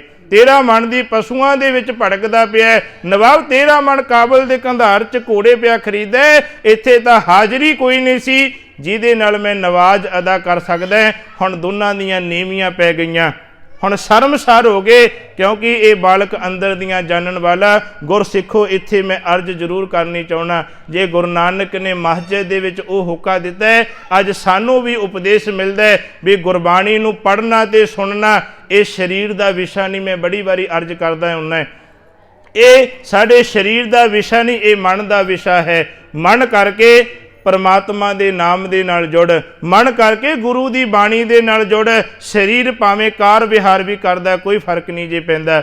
ਸਰੀਰ ਕਰਕੇ ਭਾਵੇਂ ਅਸੀਂ ਦੁਨੀਆ 'ਚ ਕੰਮ ਕਾਰ ਕਰਦੇ ਹਾਂ, ਸਾਡਾ ਤਾਂ ਧਰਮ ਹੀ ਬੜਾ ਵਿਲੱਖਣ ਸੀ, ਪਰ ਅਸੀਂ ਐਸੀ ਤਾਣੇ 'ਚ ਉਲਝਾ ਕੇ ਰੱਖ ਦਿੱਤਾ ਹੈ, ਤੇ ਜਿਹਦੇ ਕਰਕੇ ਮਨੁੱਖ ਅੱਜ ਦਾ ਬੰਦਾ ਕੋਈ ਵੀ ਹੋਵੇ, ਅੱਜ ਸਿੱਖ ਧਰਮ ਦੇ ਵਿੱਚ ਆਉਣ ਲਈ ਹਾਮੀ ਨਹੀਂ ਭਰਦਾ। ਕਿਸੇ ਨੂੰ ਕਹੀਏ ਨਾ ਵੀ ਅੰਮ੍ਰਿਤ ਛਕ ਲਾ, ਅੱਜ ਬੱਚਿਆਂ ਨੂੰ ਕਹਿ ਕੇ ਦੇਖੀਏ ਵੀ ਭਾਈ ਅੰਮ੍ਰਿਤ ਛਕ ਲਓ, ਤੇ ਕਹਿਣਗੇ ਨਹੀਂ ਬਾਬਾ ਜੀ ਬੜਾ ਔਖਾ ਕੰਮ ਹੈ। ਜਵਾਬ ਮਿਲਦਾ ਨਾ ਬੜਾ ਔਖਾ ਕੰਮ ਹੈ, ਪਰ ਇਹ ਔਖਾ ਹੈ ਨਹੀਂ ਸੀ ਜਿੰਨਾ ਔਖਾ ਅਸੀਂ ਬਣਾ ਕੇ ਪੇਸ਼ ਕਰ ਦਿੱਤਾ ਹੈ। ਇੰਨਾ ਔਖਾ ਕੰਮ ਨਹੀਂ ਸੀ ਜਿਹੜਾ ਅਸੀਂ ਔਖਾ ਕਰਕੇ ਪੇਸ਼ ਕੀਤਾ ਗਿਆ। ਭਾਵ ਕਿ ਨਾ ਨਾ ਨਾ ਤੂੰ ਪਾਠ ਨਹੀਂ ਕਰ ਸਕਦਾ, ਤੇ ਤੋਂ ਗਲਤੀ ਹੋ ਜਾਣੀ, ਬੜਾ ਵੱਡਾ ਪਾਪ ਲੱਗਣਾ। ਐਸੇ ਡਰ ਦੇ ਵਿੱਚ ਬੱਚਿਆਂ ਨੂੰ ਪਾਇਆ। ਬੱਚੇ ਕਹਿੰਦੇ ਤੁਹਾਡਾ ਪਾਠ ਤੁਹਾਡੀ ਬਾਣੀ ਤੁਹਾਨੂੰ ਮੁਬਾਰਕ, ਅਸੀਂ ਤਾਂ ਇੱਦਾਂ ਹੀ ਠੀਕ ਹੈ। ਉਹ ਪਾਪ ਤੋਂ ਡਰਦੇ ਨੇ ਨਾ। ਨਹੀਂ ਭਾਈ, ਗਲਤੀਆਂ ਮਨੁੱਖ ਤੋਂ ਹੁੰਦੀਆਂ ਨੇ। ਅਸੀਂ ਜੋੜੀਏ ਬੱਚਿਆਂ ਨੂੰ, ਤੇ ਕਈ ਤਾਂ ਸਾਡੀਆਂ ਸੰਸਥਾਵਾਂ ਨੇ, ਪਰੰਪਰਾਵਾਂ ਨੇ। ਕਈ ਕਹਿੰਦੇ ਜਿਹੜਾ ਸਹਿਜਧਾਰੀ ਸਿੱਖ ਹੋਵੇ ਕਹਿੰਦੇ ਲੰਗਰ ਵੀ ਨਹੀਂ ਵਰਤਾ ਸਕਦਾ। ਲੰਗਰ ਵਰਤਾਉਣ ਵਾਸਤੇ ਵੀ ਸਾਬਤ ਸੂਰਤ ਹੋਣਾ ਪੈਣਾ। ਨਹੀਂ, ਅਸੀਂ ਪ੍ਰੇਰਨਾ ਦਈਏ, ਅਸੀਂ ਪਿਆਰ ਦੇ ਵਿੱਚ ਬੱਚਿਆਂ ਨੂੰ ਜੋੜੀਏ। ਅੱਜ ਸੇਵਾ ਦੇ ਵਿੱਚ ਜੁੜੇਗਾ, ਕੱਲ ਬਾਣੀ 'ਚ ਜੁੜੇਗਾ, ਪਰਸੋਂ ਤੇਰੇ ਧਰਮ ਦੇ ਵਿੱਚ ਵੀ ਜੁੜ ਜਾਣਾ। ਅੱਜ ਤੂੰ ਡੰਡੇ ਦੇ ਜ਼ੋਰ ਤੇ ਕਹਿਣਾ ਅੰਮ੍ਰਿਤ ਛਕ ਫਿਰ ਬਾਣੀ ਪੜ੍ਹਨੀ ਹੈ, ਅੱਜ ਤੂੰ ਕਹਿਣਾ ਅੰਮ੍ਰਿਤ ਛਕ ਫਿਰ ਸੇਵਾ ਕਰਨੀ। ਅਸੀਂ ਤਾਂ ਡਰ ਕੇ ਪਛਾਣ ਤੋੜ ਦੇਣਾ ਬੱਚਿਆਂ ਨੂੰ। ਉਹ ਕਹਿੰਦੇ ਐਸੇ ਅੰਮ੍ਰਿਤ ਤੋਂ ਅਸੀਂ ਇੱਦਾਂ ਹੀ ਚੰਗੇ ਹਾਂ। ਭਾਵ ਗੁਰੂ ਨਾਨਕ ਨੇ ਹੁਣ ਇਹ ਥੋੜ੍ਹਾ ਦੇਖਿਆ ਵੀ ਸੱਜਣ ਠੱਗ ਵਾਰੇ ਅੰਮ੍ਰਿਤਧਾਰੀ ਨੇ, ਜਾਂ ਇੱਥੇ ਵਲੀ ਕੰਧਾਰੀ ਵਰਗੇ ਜਿਹੜੇ ਪਖੰਡੀ ਦੇ ਪਰਪੰਚੀ ਲੋਕ ਨੇ ਵੀ ਇਹਨਾਂ ਦਾ ਅੰਮ੍ਰਿਤ ਛਕਿਆ, ਮੈਂ ਉਹਨਾਂ ਨਾਲ ਵਿਚਾਰ ਕਰਨੀ ਨਹੀਂ। ਗੁਰੂ ਨਾਨਕ ਪਾਤਸ਼ਾਹ ਉੱਥੇ ਗਏ ਜਿੱਥੇ ਲੋਕਾਂ ਦੀ ਜ਼ਰੂਰਤ ਸੀ, ਜਿੱਥੇ ਲੋਕਾਂ ਦੇ ਅੰਦਰ ਵਹਿਮ ਤੇ ਭਰਮ ਸੀ, ਉੱਥੇ ਗੁਰੂ ਨਾਨਕ ਪਾਤਸ਼ਾਹ ਗਏ ਨੇ। ਇਤਿਹਾਸਕ ਵਿਚਾਰਾਂ ਮੈਂ ਅੱਗੇ ਰੱਖਾਂ। ਇਸ਼ਨਾਨ ਕੀਤਾ, ਵੇਈ ਨਦੀ ਦੇ ਵਿੱਚ ਤੁਰ ਪਏ ਨੇ ਹੁਣ ਜਗਤ ਜਲੰਦੇ ਦਾ ਉਧਾਰ ਕਰਨ ਦੇ ਵਾਸਤੇ। ਇਤਿਹਾਸ ਦੇ ਵਿੱਚ ਆਉਂਦਾ 4 ਉਦਾਸੀਆਂ ਗੁਰੂ ਨਾਨਕ ਪਾਤਸ਼ਾਹ ਨੇ ਕੀਤੀਆਂ। ਉਦਾਸੀਆਂ ਦਾ ਭਾਵ ਕੀ? ਪ੍ਰਚਾਰਕ ਦੌਰੇ। ਗੁਰੂ ਨਾਨਕ ਨੇ 4 ਪ੍ਰਚਾਰਕ ਦੌਰੇ ਕੀਤੇ, ਚਾਰੇ ਦਿਸ਼ਾਵਾਂ ਦੇ ਵੱਲ, ਉੱਤਰ ਦੱਖਣ ਪੂਰਬ ਤੇ ਪੱਛਮ ਦੇ ਵੱਲ 4 ਉਦਾਸੀਆਂ ਧਾਰਨ ਕੀਤੀਆਂ, ਤੇ ਜਗਤ ਜਲੰਦੇ ਦਾ ਉਧਾਰ ਕੀਤਾ।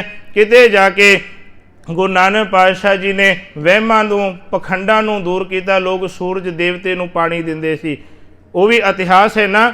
ਹਰਿਦੁਆਰ ਦੀ ਧਰਤੀ ਤੇ ਜਦੋਂ ਗੁਰੂ ਨਾਨਕ ਪਾਤਸ਼ਾਹ ਨੇ ਉਂਜਲ ਭਰੇ ਤੇ ਸੂਰਜ ਵੱਲ ਪਿੱਠ ਕਰਕੇ ਪਾਣੀ ਦੇਣਾ ਸ਼ੁਰੂ ਕਰ ਦਿੱਤਾ। ਗਜਬ ਦੀਆਂ ਮਿਸਾਲਾਂ ਨੇ ਇਤਿਹਾਸ ਦੇ ਵਿੱਚ।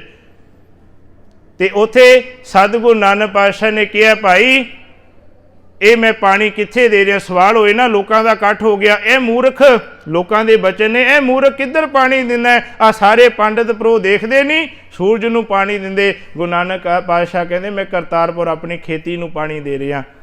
ਖਿੜ ਖਿੜ ਕੇ ਹੱਸਣ ਲੱਗ ਪਏ, ਇਹ ਪਾਗਲ ਮਨੁੱਖ, ਤੇਰੇ ਖੇਤਾਂ ਨੂੰ ਪਾਣੀ ਕਿਵੇਂ ਪਹੁੰਚੇਗਾ? ਗੁਰੂ ਨਾਨਕ ਪਾਤਸ਼ਾਹ ਕਹਿੰਦੇ ਜਿਵੇਂ ਤੁਹਾਡੇ ਸੂਰਜ ਤੱਕ ਪਾਣੀ ਪਹੁੰਚੇਗਾ। ਮੇਰੇ ਖੇਤ ਆ ਸੂਰਜ ਤੋਂ ਕੋਹਾਂ ਨੇੜੇ ਨੇ, ਜੇ ਸੂਰਜ ਤੱਕ ਪਾਣੀ ਪਹੁੰਚ ਸਕਦਾ ਮੇਰੇ ਖੇਤਾਂ ਤੱਕ ਪਹੁੰਚ ਜਾਵੇਗਾ। ਭਾਵ ਇੰਨੀ ਤਰਕ ਤੇ ਦਲੀਲ ਦੇ ਨਾਲ ਗੱਲ ਕੀਤੀ, ਲੋਕਾਂ ਨੂੰ ਜਵਾਬ ਕੋਈ ਨਹੀਂ ਸੀ ਆਇਆ।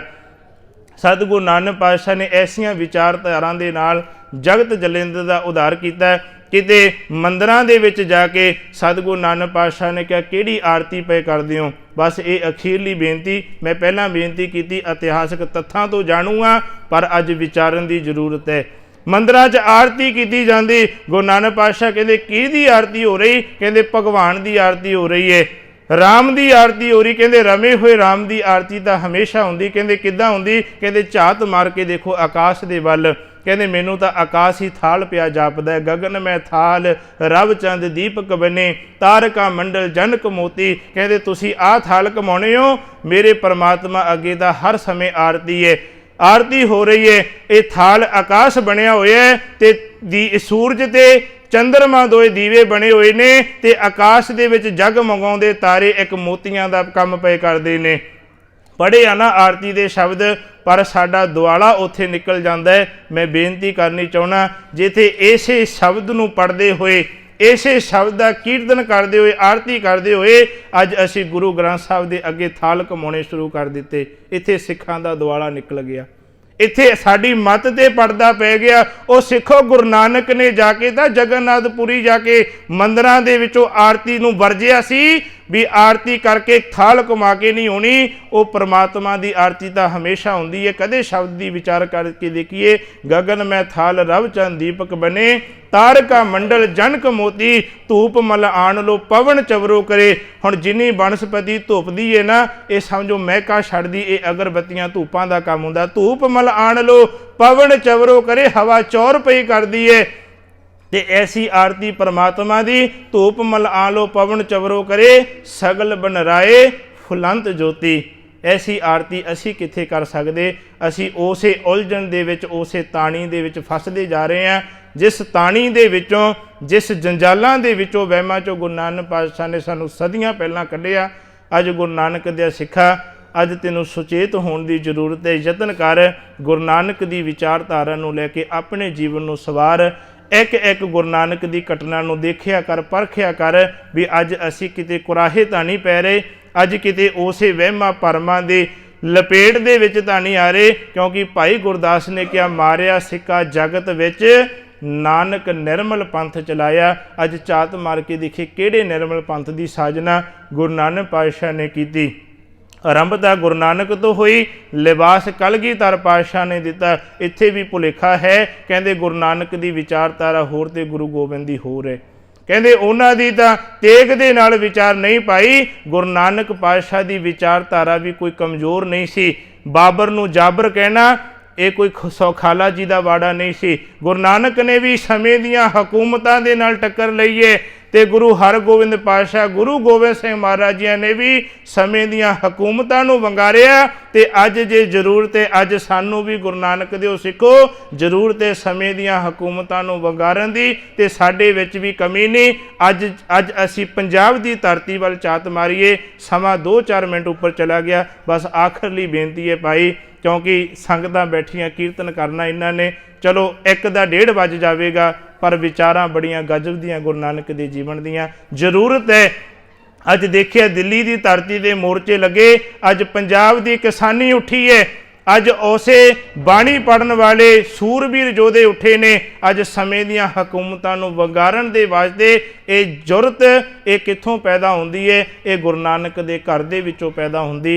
यतन करिए सतगुरु नानक पातशाह जी साडे जीवन ते रहमत करन। बाणी पढ़दियां विचारदियां गुरुद्वारे आउंदियां असी गुरु नानक दे जीवन दे धारनी हो जाइए, गुरु दे दसे उपदेश ते चलण दे योग बन जाइए, तां ते साडा जन्म साडा जीवन सवर सकदा जी।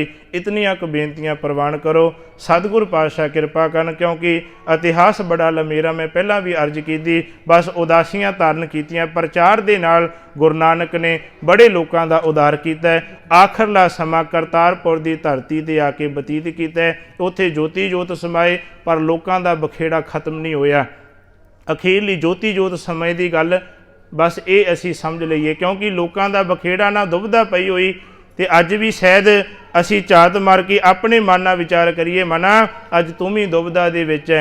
उस समय दे लोग जिहड़े गुरु नानक ने कहा ना को हिंदू ना मुसलमान, हुण गुरु नानक पातशाह शरीरक चोला ते आ गए। कहंदे इत्थे भी दुविधा पई, हिंदू आखण ये साडा जगत बाबा है, ਤੇ ਮੁਸਲਮਾਨ ਕਹਿੰਦੇ ਇਹ ਸਾਡਾ ਪੀਰ ਪਕੰਬਰ ਹੈ। ਉਹ ਕਹਿੰਦੇ ਅਸੀਂ ਦਫਨਾਉਣਾ ਹੈ, ਉਹ ਕਹਿੰਦੇ ਅਸੀਂ ਦਜਾਉਣਾ, ਅਗਨ ਭੇਟ ਕਰਨੀ ਹੈ। ਲੋਕਾਂ 'ਚ ਫਿਰ ਬਖੇੜਾ। ਕਹਿੰਦੇ ਜਦੋਂ ਦੇਖਿਆ ਚਾਦਰ ਦਿੱਤੀ ਗੁਰੂ ਨਾਨਕ ਦੇ ਉੱਤੇ, ਤੇ ਚਾਦਰ ਜਦੋਂ ਚੁੱਕ ਕੇ ਦੇਖਿਆ ਹੇਠਾਂ 2 ਫੁੱਲ ਨੇ, ਫਿਰ ਵੀ ਲੋਕਾਂ ਨੂੰ ਸਮਝ ਨਹੀਂ ਆਈ। ਇੱਕ ਕਹਿੰਦਾ ਅਸੀਂ ਇਹ ਚਾਦਰ ਦੇ 2 ਫਾੜ ਕਰਕੇ, ਇੱਕ ਨੇ ਉੱਥੇ ਕਬਰ ਬਣਾ ਲਿੱਤੀ, ਇੱਕ ਨੇ ਉੱਥੇ ਮੜੀ ਬਣਾ ਦਿੱਤੀ। ਪਰ ਉਸ ਸਮੇਂ ਰਾਵੀ ਦਾ ਪਾਣੀ ਚੜ੍ਹ ਕੇ ਆਇਆ, ਨਾ ਕਬਰ ਰਹੀ ਨਾ ਮੜੀ ਰਹੀ। ਪਰ ਇਹ ਗੱਲ ਸੱਚ ਹੈ, ਕਰਤਾਰਪੁਰ ਦੀ ਧਰਤੀ ਤੇ ਅੱਜ ਜਾਂਦੇ ਆ ਨਾ, ਜਾਣ ਦਾ ਮੌਕਾ ਮਿਲਿਆ ਹੋਵੇਗਾ, ਜਿਸ ਥਾਂ ਦੇ ਉੱਤੇ ਗੁਰੂ ਨਾਨਕ ਦੀ ਓੜੀ ਹੋਈ ਚਾਦਰ ਦੇ 2 ਟੁਕੜੇ ਹੋਏ, ਸਮੇਂ ਦੇ ਹਿਸਾਬ ਦੇ ਨਾਲ ਉੱਥੇ ਦੇਸ਼ ਦੇ 2 ਟੁਕੜੇ ਹੋ ਗਏ। ਪੰਜਾਬ ਇੱਕ ਪਾਸੇ, ਪਾਕਿਸਤਾਨ ਇੱਕ ਪਾਸੇ ਹੋ ਗਿਆ। ਗੁਰੂ ਕੇ ਸਿੱਖੋ, ਕਹਿਣ ਤੋਂ ਮੁਰਾਦ ਕੀ ਹੈ? ਗੁਰੂ ਨਾਨਕ ਪਾਤਸ਼ਾਹ ਜੀ ਅੱਜ ਵੀ ਸਾਂਝੀਵਾਲਤਾ ਦਾ ਉਪਦੇਸ਼ ਦਿੰਦੇ ਨੇ। ਸਾਡੇ ਮਨਾਏ ਹੋਏ ਸਮਾਗਮ ਤਾਂ ਹੀ ਸਫਲੀ ਨੇ ਜੇ ਅਸੀਂ ਵੀ ਸਾਂਝੀਵਾਲਤਾ ਨੂੰ ਕਾਇਮ ਕਰ ਸਕੀਏ, ਅਸੀਂ ਵੀ ਪਿਆਰ ਤੇ ਪ੍ਰੇਮ ਦੇ ਵਿੱਚ ਭਿੱਜ ਕੇ ਜੀਵਨ ਦਾ ਨਿਰਵਾਹ ਕਰ ਸਕੀਏ, ਤਾਂ ਹੀ ਸਾਡਾ ਜਨਮ ਜੀਵਨ ਸਫਲ ਹੋ ਸਕਦਾ ਹੈ। ਇਤਨੀਆਂ ਕੁ ਬੇਨਤੀਆਂ ਪ੍ਰਵਾਨ ਕਰੋ। ਵਿਚਾਰਾਂ ਕਰਦਿਆਂ ਇੱਕ ਨੇ ਅਨੇਕਾਂ ਪ੍ਰਕਾਰ ਦੀਆਂ ਭੁੱਲਾਂ ਹੋ ਗਈਆਂ। ਸਤਿਗੁਰ ਦੀ ਸੰਗਤ ਬਖਸ਼ਣ ਯੋਗ ਬਖਸ਼ ਲੈਣਾ। ਮੇਰੀਆਂ ਭੁੱਲਾਂ ਮੇਰੀ ਝੋਲੀ ਪਾ ਜਾਣੀਆਂ, ਗੁਰੂ ਦੀ ਵਿਚਾਰ ਪੱਲੇ ਬਣ ਕੇ ਜਾਣਾ ਜੀ। ਆਓ ਪਾਓ ਫਤਿਹ 'ਚ ਸਾਂਝ ਸਾਰੀ ਸੰਗਤ ਬੁਲੰਦ ਆਵਾਜ਼ ਦੇ ਵਿੱਚ ਆਖੋ ਜੀ, ਵਾਹਿਗੁਰੂ ਜੀ ਕਾ ਖਾਲਸਾ, ਵਾਹਿਗੁਰੂ।